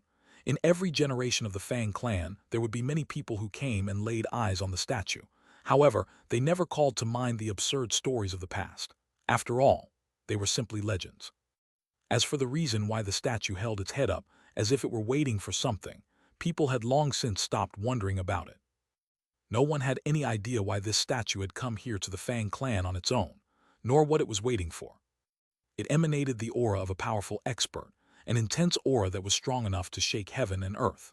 When Meng Hao looked at it, the feeling he got was so intense that not even the Grand Elder could compare. This statue was so strong that in the past, Meng Hao wouldn't have been able to even identify how powerful it was. Now, though, when he looked at the statue, he understood. This statue's aura was almost like that of a paragon. Meng Hao stood in the vast land between the 2 mountain chains. This was the location that he had appeared in upon entering the ancestral land. Currently, he was standing there stock-still, looking thoughtfully at the statue. He was well aware that this trip to the ancestral land was an ambush. He also knew that the best choice had been to not come here, but instead take advantage of the opportunity given him by the Grand Elder. In fact, originally he had no plans whatsoever to enter this place. However, after looking into the vortex and seeing this enormous statue, his heart had filled with roaring. The roaring had soon inundated him completely, tugging at him, pulling him into distant memories. He trembled, and his eyes flashed with reminiscence. He couldn't even control himself as he walked forward to stand in front of the statue. He came to a stop in front of its foot, after which he reached his hand out and patted it gently. His hand shook, and after it touched the statue, his whole body started trembling. He slowly looked up at the enormously tall statue, and then started to float up into the air. He moved slowly, as if he wanted to take a clear look at the entire statue. Eventually, he reached its head and looked into its eyes. It was at this point that tears appeared in his own eyes. "Terracotta soldier," he murmured softly. Finally, the tears began to roll down his cheeks and fall to the ground. He remembered this terracotta soldier being about 3 meters tall. Even though it was now much bigger than before, he would never forget this terracotta soldier with whom he had such a connection. The only reason he had chosen to enter this ancestral land despite all the danger was because of this statue. Back in the temple, when he had looked into the vortex and seen the statue, he almost couldn't believe it. How could he have forgotten about this statue? How was it even possible? This was one of the 2 terracotta soldiers that had been created for him in a illusory world of the second plane of the ancient demon immortal sect by his foster father Qi Yunhai. He would never, ever be able to forget the life he had lived as Qi Jiusi back in the ancient demon immortal sect. "Father," said Meng Hao, tears streaming down his face. His entire body shook, and as he looked at the statue, he wept. All of the memories of the ancient demon immortal sect flooded into his mind. All of a sudden, Qi Yunhai's stern and yet loving face appeared in his mind. The 99 bell tolls from that year seemed to echo in his ears once again. 1. Qi Yunhai died on the 99th bell toll in chapter 597. He had long since assumed that he would never see the 2 terracotta soldiers again. He had searched for them in the 3rd plane of the ancient demon immortal sect, in the real world, but hadn't found them. There was no possible way that Meng Hao would ever have thought that he might see one of the statues here, in the Fang clan's ancestral land. Qi Yunhai, knowing that his longevity was reaching its end, had created this terracotta soldier to protect Meng Hao. It was only because of it that Meng Hao had unhesitatingly entered the ancestral land, despite knowing of the dangers. It wouldn't have mattered if the danger was exponentially greater than it was. Meng Hao would never have hesitated to come here. And the entire reason was because of Qi Yunhai. Note from Deathblade: I originally translated the statue as Stone Soldier and even called it a Wooden Soldier once. I'm officially changing it to Terracotta Soldier and have already gone back to change previous references. Chapter 946, A Certain Object, a Certain Person. What was it waiting for? This was a question that no one in the Fang clan had been able to answer for generations. Meng Hao looked at the statue, weeping, fully aware that the statue had been waiting for him. It had waited here alone for him for tens of thousands of years. The reason it had flown here to the Fang clan was because of the soul blood that had emerged from Meng Hao's forehead to connect him to the statue. Because of that, it didn't matter how much time separated them, or who ended up taking possession of the soldier. Meng Hao was always its original master. 1. Meng Hao was bound to the statues by blood from his forehead in chapter 572. Later, he went looking for them unsuccessfully in chapter 598. Years ago, before Meng Hao had even been born, the statue flew through space, guided by his blood, all the way to the Fang clan. It had found a place where it sensed a familiar bloodline, and then chosen to wait there in silence. This was the simple answer to the question asked by so many members of the Fang clan. This was only one of the 2 statues that had been created for Meng Hao by Qi Yunhai. As for the other statue, perhaps it had fallen in battle at some point throughout the years. Or perhaps it was in some other distant location, standing alone and looking off into the sky just like this statue, waiting for Meng Hao to come. Time passed by slowly, and eventually, Meng Hao sat down cross-legged on the statue's head. He patted the surface of the statue, and his expression continued to be one of reminiscence. He recalled everything that had happened in the ancient demon immortal sect, and his heart filled with sorrow. Sometimes, a certain object will make you think of a certain person. When Meng Hao looked at the statue, he missed Qi Yunhai. He missed the man he had called father in that ancient world. At the same time that Meng Hao sat down on the statue, there were 9 areas in the Fang clan ancestral land where the air distorted, and 9 black-robed men emerged. They immediately produced jade slips that they could use to detect bloodlines, then transformed into beams of light that shot away from their original locations. Killing intent boiled in the ancestral land. One of the black-robed men held the jade slip in hand, and the desire to kill gleamed in his eyes as he realized that he was the closest of them all to Meng Hao. He made no effort to conceal the level of his cultivation base. Power exploded out as he shot through the air in a beam of light, following the jade slip's guidance. His cultivation base caused the clouds up above to seethe, and the ground to shake. This was an ancient realm cultivation base, and as he sped through the air, it was possible to see 9 lamps behind him. They were wooden lamps that burned with green flames. 8 of the lamps were lit, 1 was extinguished. They began orbiting around the man, and they pulsed with the power of a natural law of heaven and earth. The ancient realm is also called the ancient soul. Based on the accumulations and preparations made in the immortal realm, a minimum of 9 soul lamps will appear upon breaking through to the ancient realm. More can appear depending on the profundity of the cultivator's cultivation base. To proceed through the ancient realm, the lamps must be extinguished one by one. The extinguishing of each lamp counts as a deadly test, and if the cultivator can extinguish all of the lamps and remain alive, then they will be qualified to step into the Tao realm. However, to do so is incredibly hard. The more soul lamps one possesses, the harder it is to break through, and the greater the chance of death. At the same time, though, the more soul lamps one has, the more shockingly powerful they will be if they succeed in breaking through. That was so much so that there were some people with 10 or more soul lamps who, after reaching the late ancient realm, were qualified to fight with someone in the Tao realm. In any given clan or sect, a cultivator with 1 extinguished soul lamp would be considered to have the status of an elder. The single stamp of a foot could shake everything. Just 1 such person would be enough to slaughter Meng Hao, but Fang Zixian was obviously uneasy about the situation. It was impossible to say what vast price he had paid, for he had actually hired 9 almighty ancient realm cultivators, each of them with 1 extinguished soul lamp. Clearly, he wanted no mishaps or accidents in having Meng Hao exterminated. Meanwhile, a vague image appeared high up in the air where it was impossible for anyone to see. An old man hovered there, looking down at Meng Hao, who was still sitting on the statue's head. This image was none other than the divine will of the 7th patriarch from the subterranean cavern beneath the Fang clan. When he saw Meng Hao sitting there abjectly on top of the statue, he gaped in shock. "What's the kid doing?" he thought. Meng Hao sat there atop of the statue for a while before raising his head and looking off into the distance, where he saw a figure speeding toward him like an arrow piercing through the roiling clouds. The figure moved with incredible speed, bursting with astonishing energy that seemed capable of splitting heaven and earth. This was a power that Meng Hao could never fight against. Behind the figure were 9 lamps, 8 burning and 1 extinguished, which emanated a primordial will that cast strange colors into the sky.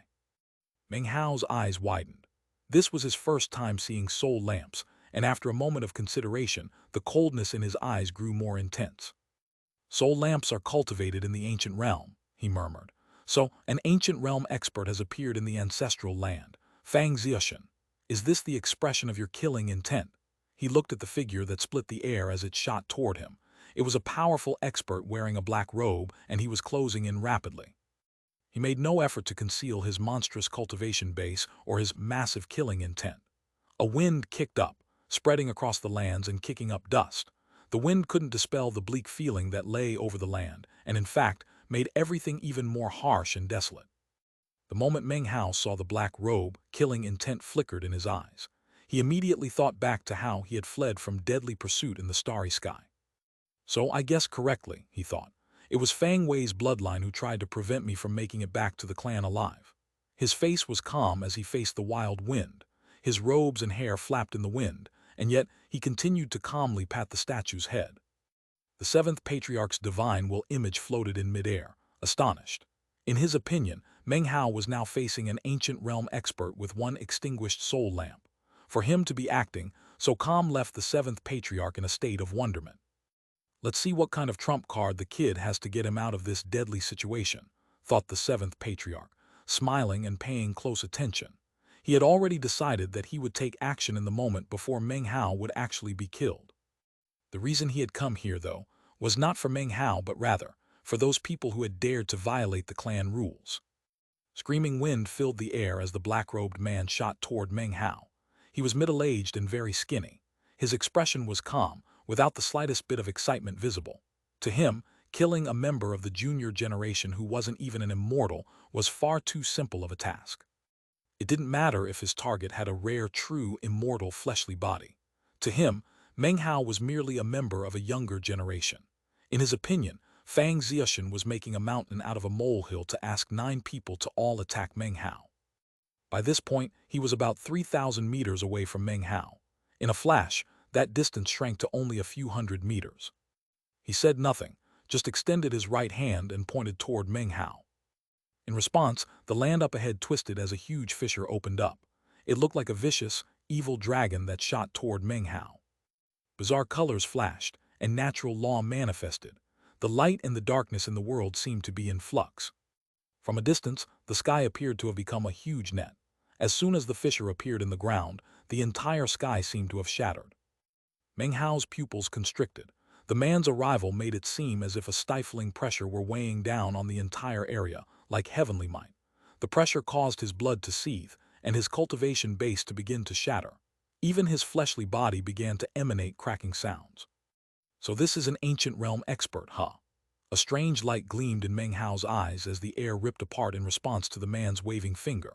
This man's manipulation of the natural law of heaven and earth had already reached the acme of perfection. Apparently, if this man wanted the air to rip apart, then the air would absolutely do just that. An intense sensation of deadly crisis rose up in Meng Hao.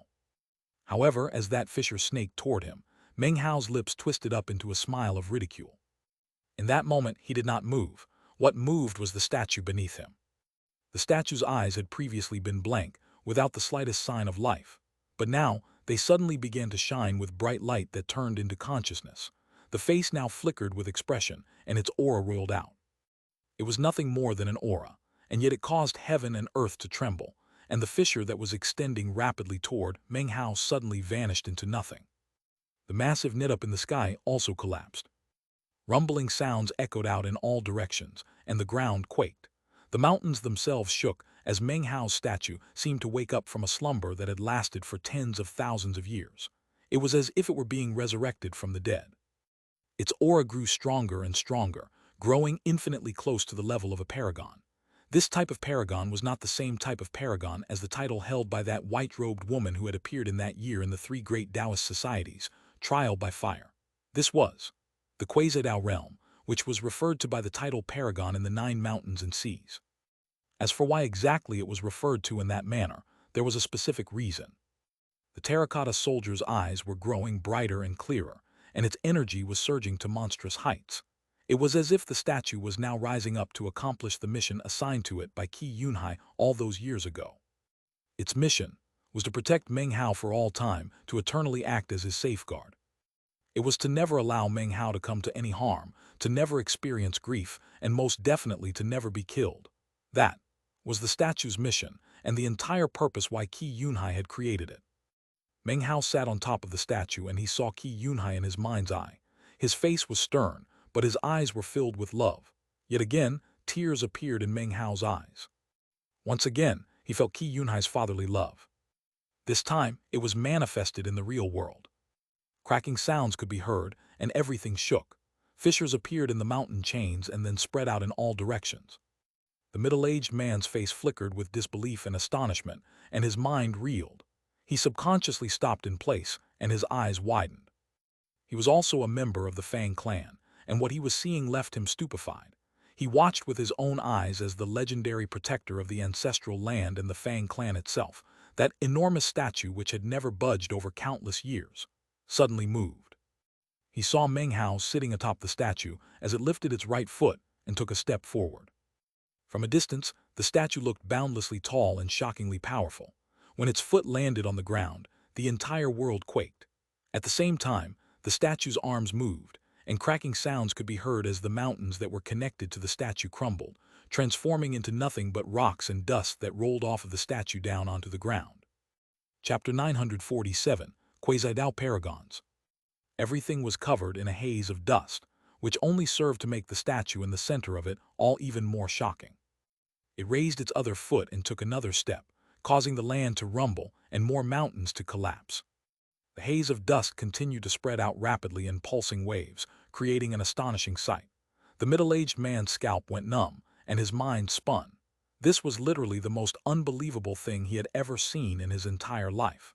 His face instantly became devoid of blood, and he looked shocked beyond belief. He suddenly cried out involuntarily, that's the aura of a Quasi-Dao realm paragon.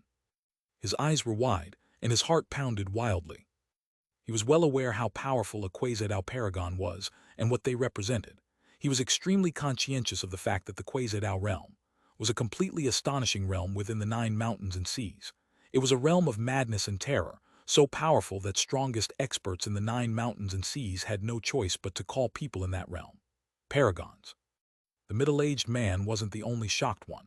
The old man up in midair, the manifestation of the 7th Patriarch's divine will, was watching with wide eyes and open mouth.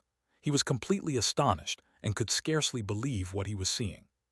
How is this possible? He thought, panting, his mind spinning. The Dao guardsman is actually moving. He suddenly looked at Meng Hao sitting on top of the statue's head and viewed the look of sorrow on his face in a new light. For an instant, the rarely shocked 7th Patriarch's scalp went numb. The ground quaked and mountains crumbled. A massive rumbling sound filled the air, and the haze of dust churned as boulders crashed down. The weeds in the area were blown flat by the wind, and cracks appeared in the surface of the ground, although it was all rapidly covered over by the dust. Up in the air, the 7th Patriarch was panting as he stared mutely at the statue.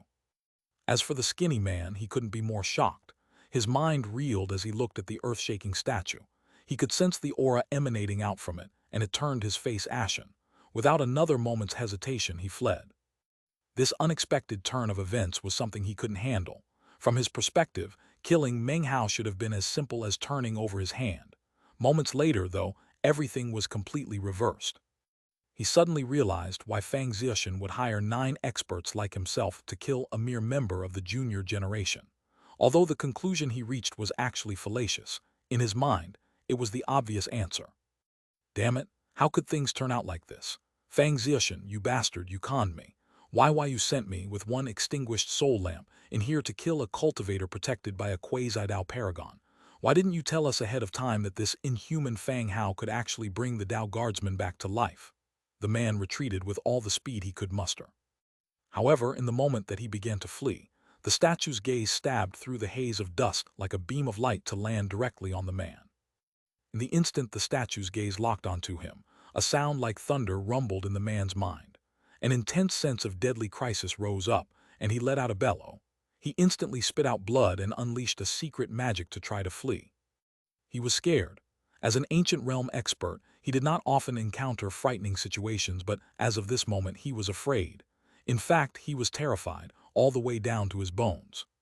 He knew exactly how terrifyingly powerful a Quasi-Dao paragon was. Years ago, he had actually personally witnessed the wild and devastating power of just such an individual. There was no way he couldn't feel terror. The awakening of the statue shook his mind, and caused him to think back to the legends he had heard regarding the statue. I have provoked a truly inhuman monster. I can't believe this is happening. He felt incredible regret and swore that, if he managed to live through this, he would make things very difficult for Fang Zixian when he got out of the ancestral land. However, it was at this moment that the huge statue's hands tightened on the enormous greatsword that was thrust into the ground.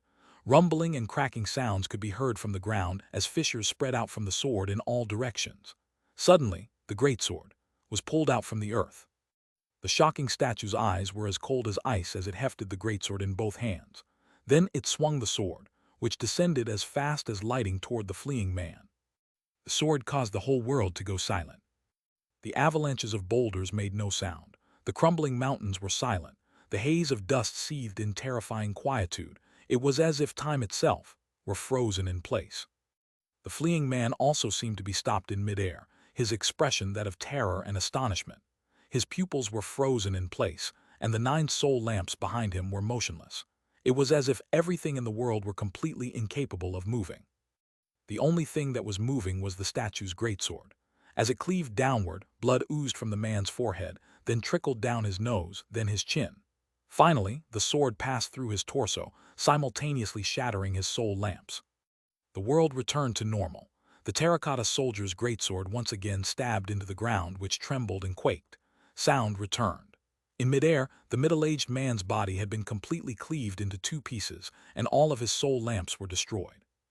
The man had numerous magical items, all of which were shattered, and flew out in pieces along with the man's flesh and blood.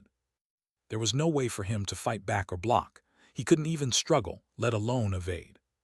Blood sprayed out as his nascent divinity, his soul lamps, all of him, faded away. Only his bag of holding remained, which came to float in front of Meng Hao. Meng Hao sat silently on the statue. High up in the air, the 7th patriarch took a deep breath. Even he felt a sense of fear when he looked at the statue, and also knew how shocking and terrifying its sword was. That sword has its own Tao that replaces the natural law of heaven and earth. That sword can sever Taos, sever natural laws, can sever anything that exists. This is definitely the power of a quasi-Tao paragon. However, it's obviously nothing more than a statue. If a statue could be so powerful, then whoever created that statue must be even more terrifying. I suppose only someone in the true Tao realm who also possessed some rare heavenly material or earthly treasure would be able to create something like this. But with such a treasure, it would make more sense to craft some other item, something that would be of more use to a Tao realm cultivator. Simply looking at the statue caused the 7th patriarch's heart to tremble. He knew that quasi-Tao realm cultivators were a maniacal bunch. They were madmen who could ignore anybody. They were people who nobody dared to provoke.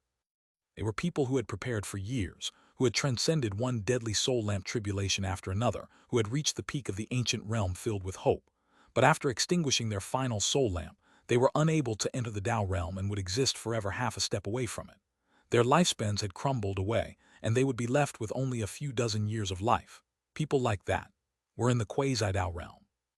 They were doomed to die and could not be saved by anything in heaven and earth. Therefore, they went mad, stuck half a step into the Tao realm, possessing a certain level of Tao essence that earned them respect and awe. No one dared to provoke them, and everyone called them paragons. For tens of thousands of years, only 11 such people had ever appeared in the Fang clan. Some of them went mad and carried out slaughters. Some of them quietly waited until their life force reached its end. When the Grand Elder had spoken of past Tao realm patriarchs of the Fang clan who were buried in the ancestral land, he was referring to quasi-Tao paragons. The only one among these who was a true Tao realm expert was the 1st-generation patriarch. Qi Yunhai had also met with failure at that final step. However, his cultivation base was so terrifyingly profound that, even after his failure, even being only half a step into the Tao realm, even with a failing longevity, he had still managed to force out many more years of life to protect his son. At that time, his battle prowess had far exceeded the ancient realm, and could actually be considered to be in the Tao realm. As for his final soul lamp, that was the very lamp with the body of a dragon and the wick of a phoenix, the one he had been buried with. 1. Qi Yunhai's lamp was described in chapter 569. He used it to make the soldiers in chapter 572. In chapter 597, it mentioned that the only thing in Qi Yunhai's tomb was the lamp. The lamp was mentioned again in chapter 600 when Meng Hao went to visit the tomb later. He had actually used that lamp to make the terracotta soldiers, which had thus contained much of Qi Yunhai's life force. As a result, they were incredibly powerful. The 7th patriarch was panting as he looked at the statue in fear. He himself was not in the Tao realm, he was only in the ancient realm. However, he had summoned 15 soul lamps and to date had managed to extinguish 13 of them. Only elder brother, the Earth Patriarch, could suppress that statue with his Tao realm cultivation base. Nobody else could, not even old second and old third with their 14 extinguished soul lamps. They only have one more lamp each to extinguish, but they still wouldn't be matches for this statue. After all, they're still merely in the ancient realm. Most shocking of all to him was that this Tao guardsman of the Fang clan was actually protecting Meng Hao. This kid actually managed to get the Tao guardsman to move. How did he pull it off? Why was he able to do it? The fact that he was so confident before shows that he was sure ahead of time that the statue would fight for him and protect him. This is absurdly unbelievable.